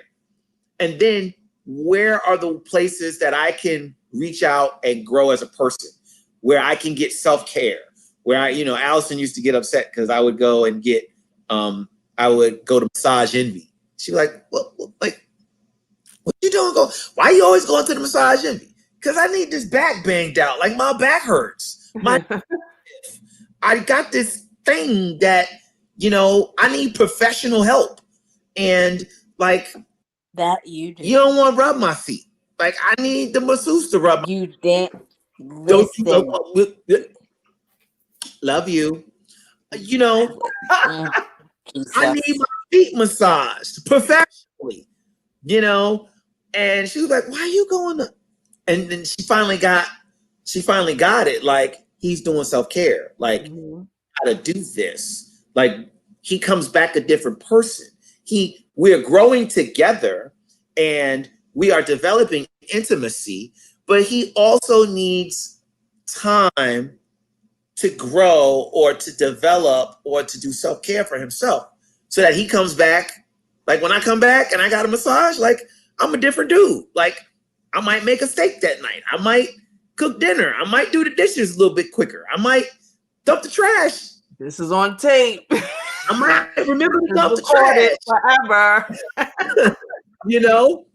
I play with the kids a little longer. I'm ready to go upstairs and put them to bed sooner. Yeah, not that. It's just the things that help me be me, and I have to be comfortable with that, and she has to be comfortable with that, and vice versa. And so I need to let her have her space. What did I give her space? For her right now, her space thing is she wants to get in the room and get on the treadmill. We got a gym in the house, so she wants to go and run on the treadmill. As a young soldier, I know what that's like. Like when I couldn't go work out, I was grumpy. I was cranky. Now she feels like that. When she can't go work out, she's like, and so I can hear her stomping. I say her stomping through the house and making breakfast because she wants to get on the treadmill. She's like, oh, the kids are stressing me out. I can't get on the treadmill. Can't do that. I'm like, babe, I got it. You're up.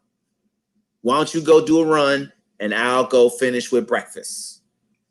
I'll go finish breakfast. You sure? Yes, babe. Go ahead and get this in while I take care of the boys this morning. So anyway, you're back. Hey. Mm-hmm.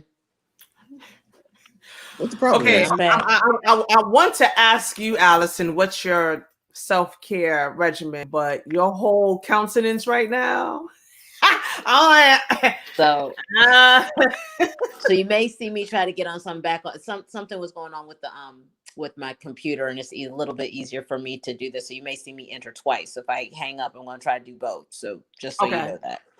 Okay. So shall I click? Oh, there you go. Okay. Sorry about that. It's okay. So self-care for me is actually a couple different things. So I've taken to liking to going back to the gun range and firing at the range. I'm a very big proponent of being proficient in the use of my weapon. So I like doing that. I definitely like running more so than I did before. So that is a self-care piece. Another self-care piece that I do massages every 2 weeks. And I also have a facial once a month. So those are things that I and there's something, if Yolanda Arrington is still on, it's something that she posted and it was, oh my God, I almost feel like it was life-changing. Like it gave me permission to say, yes, that is what I'm going to do. But it was something that she posted from somebody who she follows. And it basically was somebody saying, give yourself permission, if you've got the resources, to let somebody do something else for you. So for instance, we have somebody come and clean the house, every couple of weeks. Mm-hmm. I had to give myself permission to let that happen. Like, cause I felt like I was not taking care of my husband or taking care of my household and my family. But the weight that was lifted off of me when I paid somebody else to do it, that was something that Yolanda had said, that literally it was just between having Malachi, there was just a lot going on. And this was before Dwayne left. That it just, to me, it was easily self-care because it was something I didn't have to worry about so much. Because anybody who is a boy mom knows that boys are nasty and men are nasty. Yes, you heard me. That's why I rub your feet, because boys are nasty. And so, I mean, I'm just, listen, I call a spade a spade. And so, yeah, those are those things for self-care. So massage, facial, firing on the range, and running, and working out. We did, once again, COVID, we basically built a gym in our garage. So that's a way for me. But it's harder when Dwayne isn't here, especially on the weekends, and I miss him. But it's still trying to get that time in with the boys. Even though Keisha is just absolutely amazing, and even tonight made sure that the kids were fed and bathed and watched a movie, and now they're asleep. So but once again, we're blessed to have that as a resource. Not everybody has that. And so what we have to do is pour into those who do not, to give them a break as well. Because this time is just hard for people. Yes, especially people with small children. Yeah, I mean, once again, we're blessed where we're at, but there's still challenges everywhere. And I just feel like when we don't remember that, we've gotten into, as much as I watch the news and I'm discouraged, I'd like to be encouraged a little bit that we're still doing what we can to help our neighbor. Because it says a lot about us when we don't. Yeah. There's amen. There's so much going on, and you may not be able to help others the way you're receiving help, but just to help somebody, with something. And it's not about self-gratification. It's really about compassion.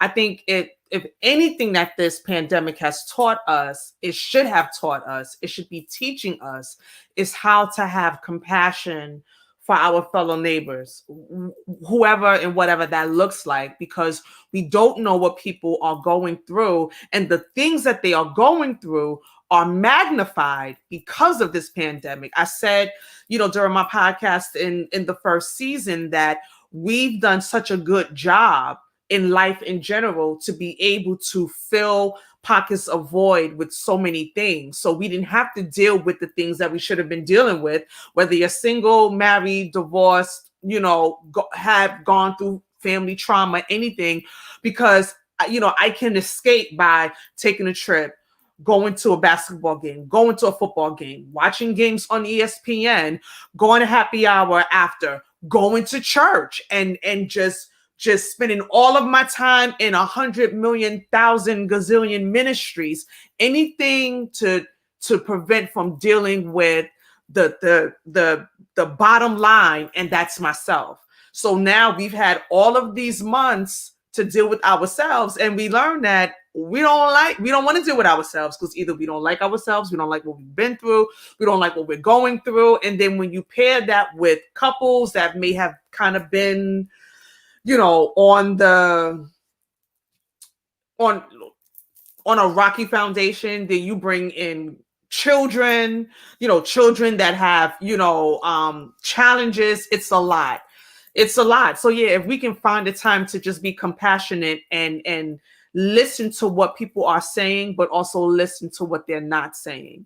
And I really commend you two, because you two have done the work individually, and you're doing it collectively. And because you've done it individually and you've done it collectively, now you can go out. Because a lot of people, they don't have the mental capacity, the space, the compassion to help others, because they haven't learned how to help themselves, whether it be mentally, emotionally, or anything like that. So one of my last questions is, what advice would you have for couples that are in a not so good place right now? It's December.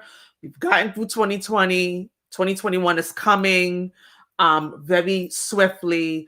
And, I may not be in a good place in my marriage. I don't know how I can get out of this rut that I found myself in, or my spouse and I found ourselves in in this marriage. It's been magnified now that COVID has come and it made its mark and it's taking its sweet old time leaving, but I don't necessarily have the resources to be able to get the help that I need, as we talked about the counseling and things like that. Like, what would your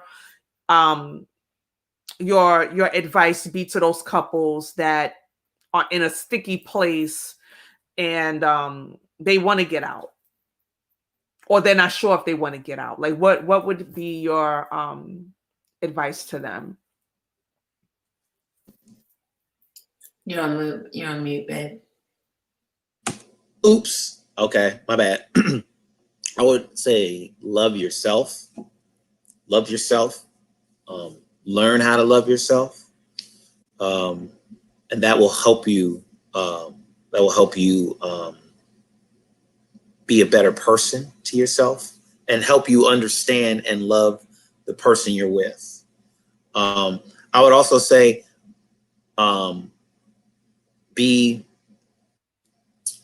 understand the predictability of the situation. We talk about COVID. We say 2020 is, oh my God, 2020, can't wait for 2020 to be over.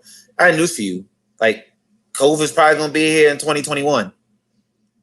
And so since this was a faith-centered discussion, the same God that was working in 2017, 18, and 19 actually did work in 2020. Think about what he did for you in the midst of COVID and in the midst of political uncertainty, in the midst of racial injustice. So, okay, in the midst of racial injustice, one more shout out to Brandy Meehan, who was doing some great stuff in Huntsville, Alabama. While I'm here, I met her at a fraternity event with the bros, and she was doing voter registration, and she was just getting after it. And like, she's like activist extraordinaire out here. But like, just the ability to understand that the same God that's been working the last, like, I don't know, like since the beginning of time. Forever. Right, the same God that's been working since forever.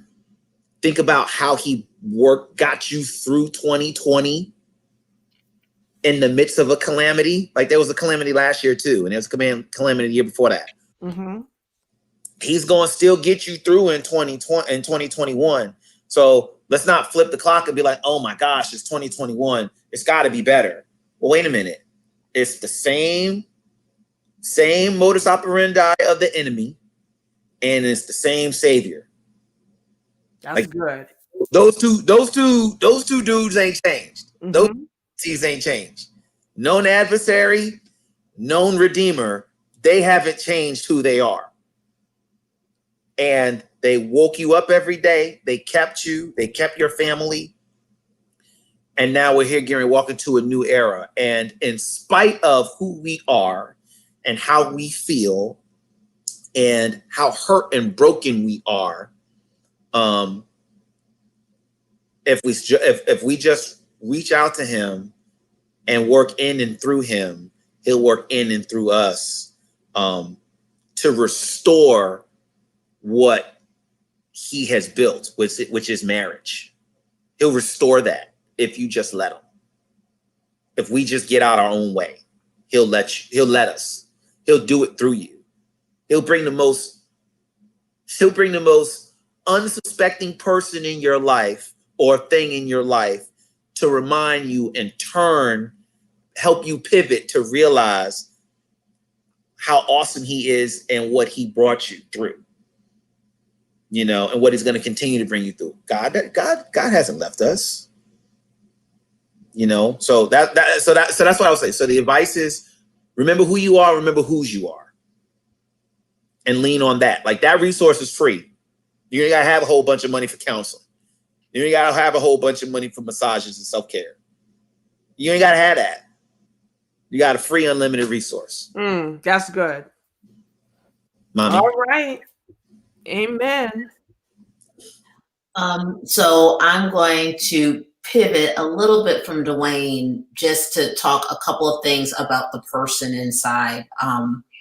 When we talk about somebody who may be struggling a little bit, I would encourage them to take stock of where they currently are, and have a hard conversation, but also ask their partner, ask their spouse, where do they think they are? Where do they think they are together? I think the reason why Dwayne and I win is because we win together, which is hard in and of itself because we're both ambitious. And I think that's why I said take stock of where you are, because sometimes our ambition will get in the way. I know, there have been times in our relationship with Dwayne and I, times in our marriage, as it applies to our job, and we've asked, well, who's going to sit down somewhere? While the other one goes and excels because this is the job that is supposed to take us to the next level. We both can't win. Well, actually, we can win. We both can win. But it doesn't work unless we have a shared understanding of who is going to sit down for a second to let the other one win. And, I'm a big fan or proponent of when I win, my friends win. I want to see everybody, I want to see everybody shine. And so for those who are having a rough time, have you lost it? Are your interactions relational or transactional? If they're transactional, I would implore you to look at why are they transactional? If you do this, then I do that. Versus when you do this, I will do that. Mm-hmm. I think that helps a lot for those who are struggling, because I know, when Dwayne and I have had our downs, a lot of it, I will take full stock and responsibility for the downs being because, well, you didn't do this and I did this. Like literally I'm saying, well, I did all of this up here. It's kind of like when Dwayne talked about the whole self-care thing, is because I'm literally calling the roll. I got up early with the boys. I made breakfast. I cleaned up. I got them washed up. I did this and this and your tail is still laying in bed watching ESPN. I love football just as much as the next person. But I can't do that because these kids are about to tear our house apart. And so I'm sitting up here trying not to choke my husband out because he's just like, but that transaction is, I did all this and you sitting down here. When you gonna come up to my level, bro? And so, and a lot of times when we think about our relationships as a transaction versus being relational, I think that helps us for those who are struggling.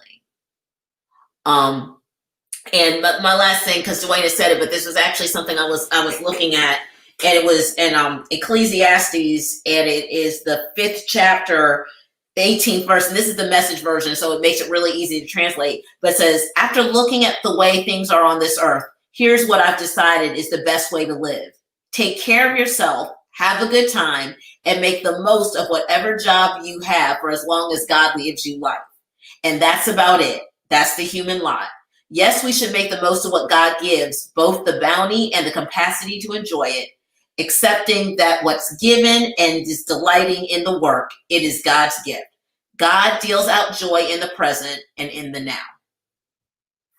So that is what, once again, that's the Message version of Ecclesiastes 5, verses 18 through 20.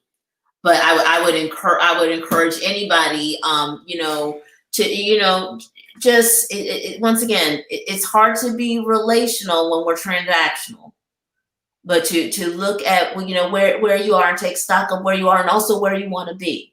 Dwayne and I always, we talk about our 5-year plan. We talk about our 1-year plan. Where do we see ourselves in December 2021? What are we going to be doing? What do we want for our kids? What are our kids going to be doing? Because sometimes we're not completely aligned. And when we're not communicating, that's when we can get into those pitfalls. So that's all I got. I love your answer, Allison. And I feel like your answer actually did a pivot, because I was going to ask you to give some advice to singles, even though you're married, but to give advice to singles, especially those who desire to be married. But what you said was, everything that you said can definitely, like, I automatically saw it from a singles lens as well. The 5-year plan, you know, Dwayne, the knowing who you are. But one thing that really stuck out to me was, are your relationships relational or transactional? And I think from a single standpoint, that's something that even for singles, they have to ask that question as well, because that's going to totally go into the type of partner you're going to look for or be found by. And even Ecclesiastes 5:18 through 20. But if there's anything else that you could, and this is going to be the last question, anything that you could lend to those who are listening, who are single, who have a desire to be married, like what things can they be doing now while we're still in pandemic mode and don't have the leniency to like go out on dates as we know it and try to get to know folk and this, that, and the third? What can we do within ourselves to get ready for marriage, and the best advice you can give them about marriage? Because singles hear the, you know, the wait on God and like the cliche-ish things, and all of those things still mean a lot. But what can you tell a single about marriage, and about them preparing themselves for it? I think Dwayne spoke to it earlier, but I would say love yourself where you're at so you can be prepared to love the person who is going to come into your life.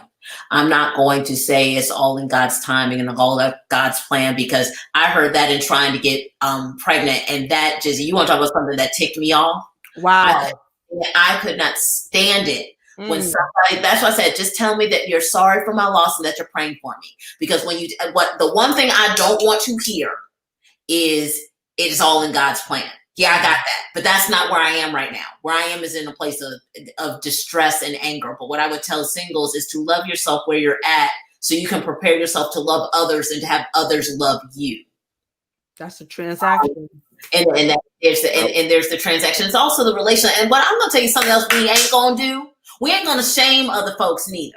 While I have this space, we're not going to shame folks that are single for being single. I mean, the same way. You know what? We about to be on here until midnight now. No, we not. But yeah. But here's the thing. Like you said, how to be ready. Prepare your heart.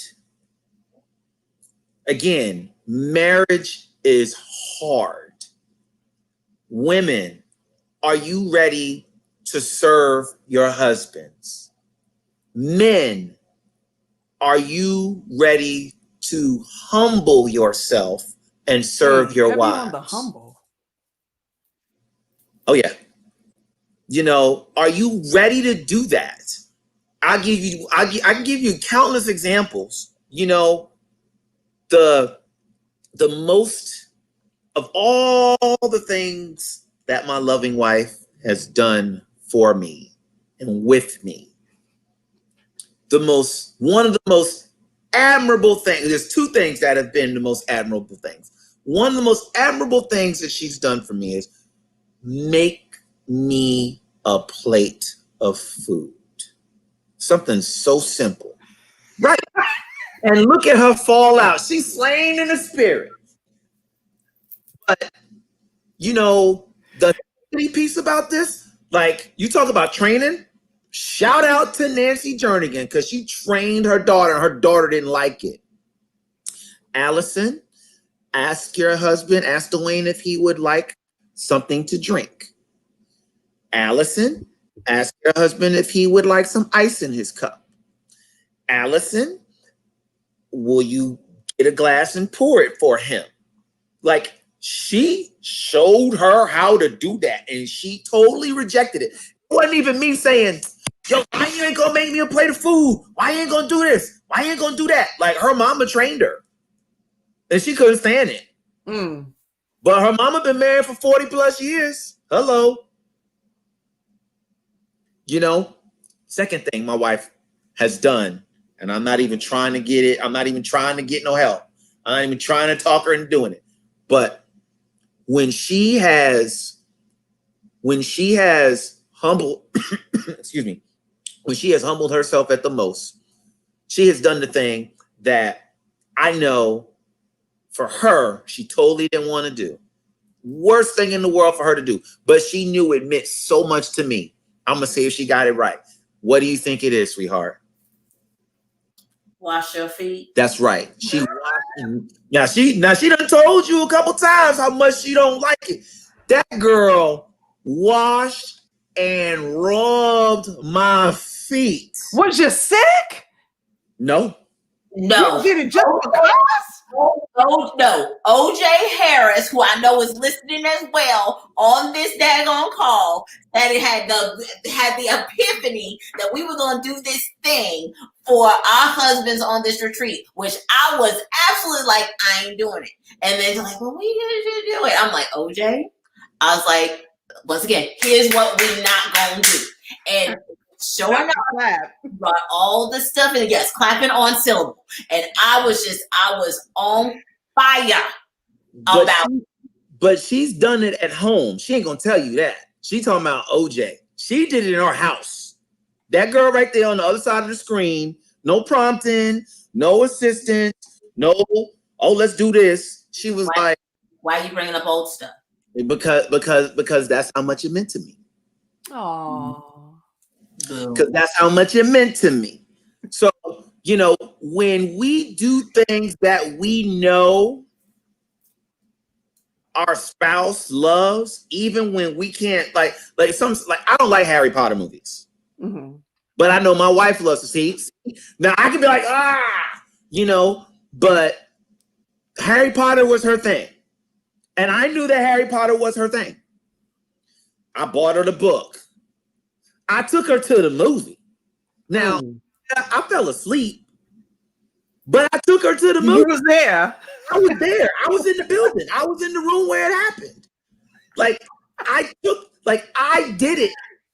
And the thing is she knew that I didn't like it. She knew that's something that I didn't want to do. So I was willing to humble myself and do something that I know purely made her happy. Look at that smile. Look at that smile. When men and women, this audience, you're ready for that spouse if you're ready to do that for the rest of your life. If you do that for the rest of your life, in my opinion, and I don't know that I was ready to do that when I first got married. I kind of had an inkling, but when you're ready to do that, especially, yes, Serena, I fell asleep during the Harry Potter movie because I don't like Hobbit movies.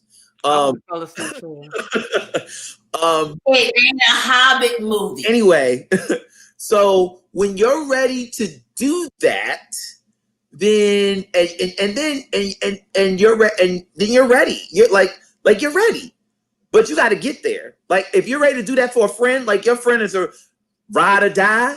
That means that even when you gotta do all this stuff and they call you at midnight, they like, hey, like for the fellas, hey, bro, like I need you to help me move some stuff tomorrow. Well, man, I had to do this, that, and the third, but you know what? I'll be there. When you ready to go do that, that's your homeboy. Girl, girl, I need your help. We got this, and this. Girl, I'm gonna be there. Well, you ready to do that? Like, we can't give our best to all these random people, all these randos, all these random dates, jump offs and stunts, and then you don't want to give your best to your spouse, the person that you decided to marry, the person you decided to spend your entire life with. That's a lifetime of service. And some people, it's okay if you never ever want to do that. It's okay if it's me for all your life, but you might be lonely. And it's okay. Like you have to decide. It's a decision. It's a business decision. So there have been times when I have put my career what I want. And it's not, and here's the deal. It's not, hey, leaving it up to them and saying, hey, well, I kind of want to do this. Like, there's opportunities that have come my way from a career perspective that I haven't even spoken to my wife. I just, in my ear, no, that's not going to work for me and my family. Like, I'm not even thinking about that.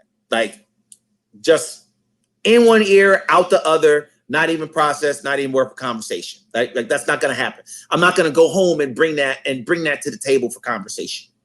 And I know my wife's done that too. You know, we have to be that way about those. We have to be willing to die daily, not every month, not on the birthdays, not on Christmas and holidays and bar mitzvahs days, not just on those days. Like, are you willing for every day to be your wife's birthday?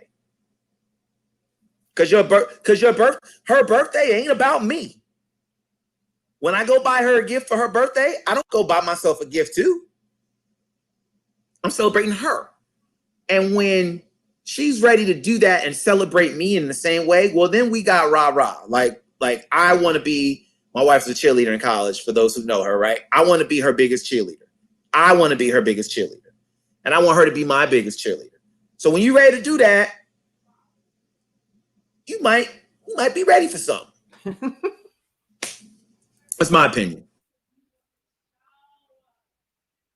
Concur.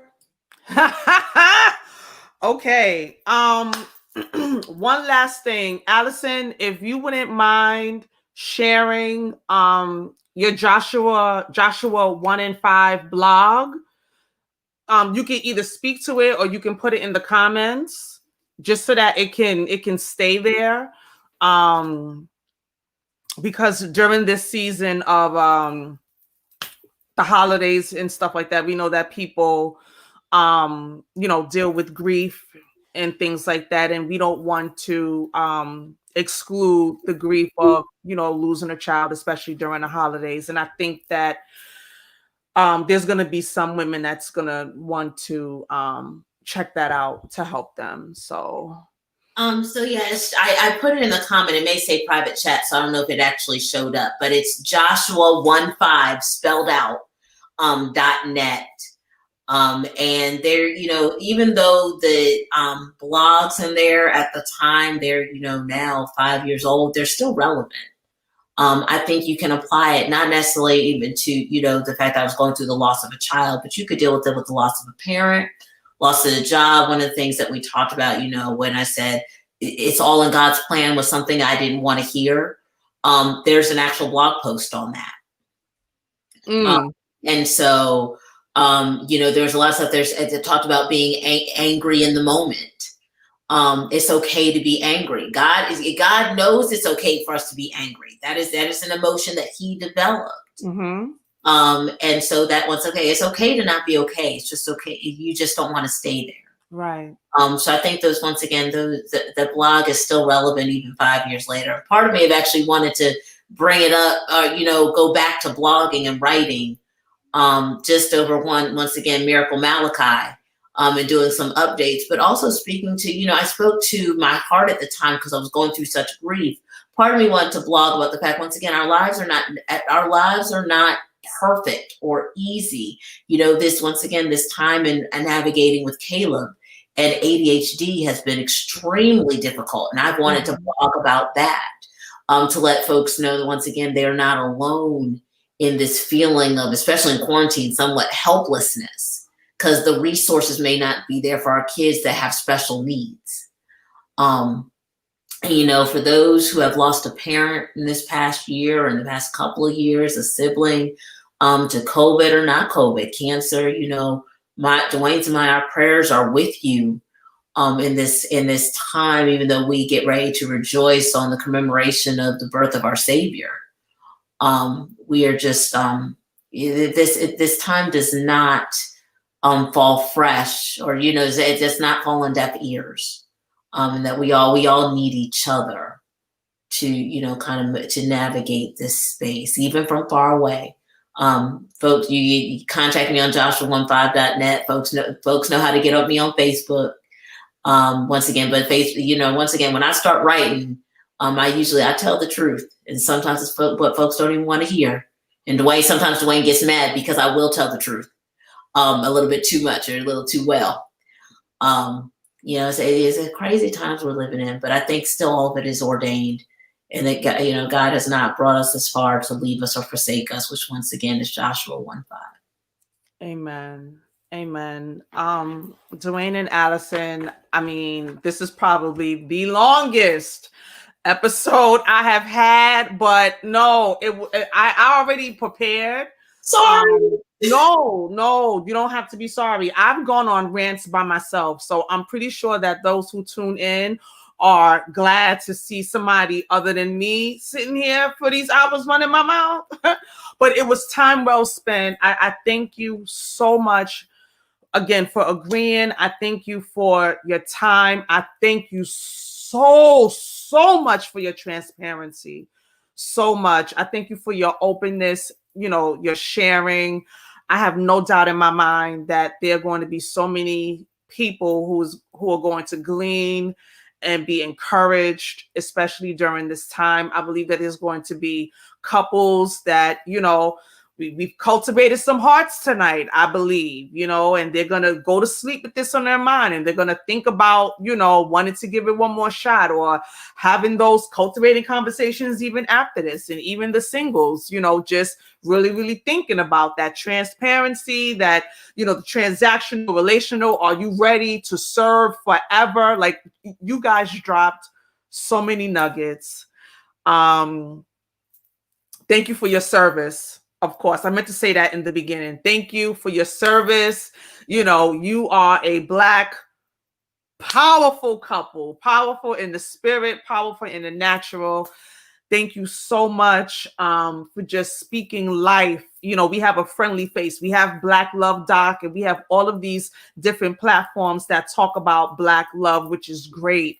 But it's so nice to be able to say, I know a couple that's really doing this, that have really been tested and trusted, and they can speak not only book knowledge, but they can speak from experience, not from something that they've went through, but something that they've gotten through and still going through and still getting through. So again, thank you so much. I pray that you have a wonderful, wonderful holiday. I pray that you both stay safe in your separate places, and y'all can get together so y'all can come together and fill up that tank and do all of that marital stuff, and continue to speak your truth and speak the truth, because we can speak our truth, but it doesn't mean it's the truth, but you guys spoke the truth, and I'm so happy, and I'm so blessed to know you, and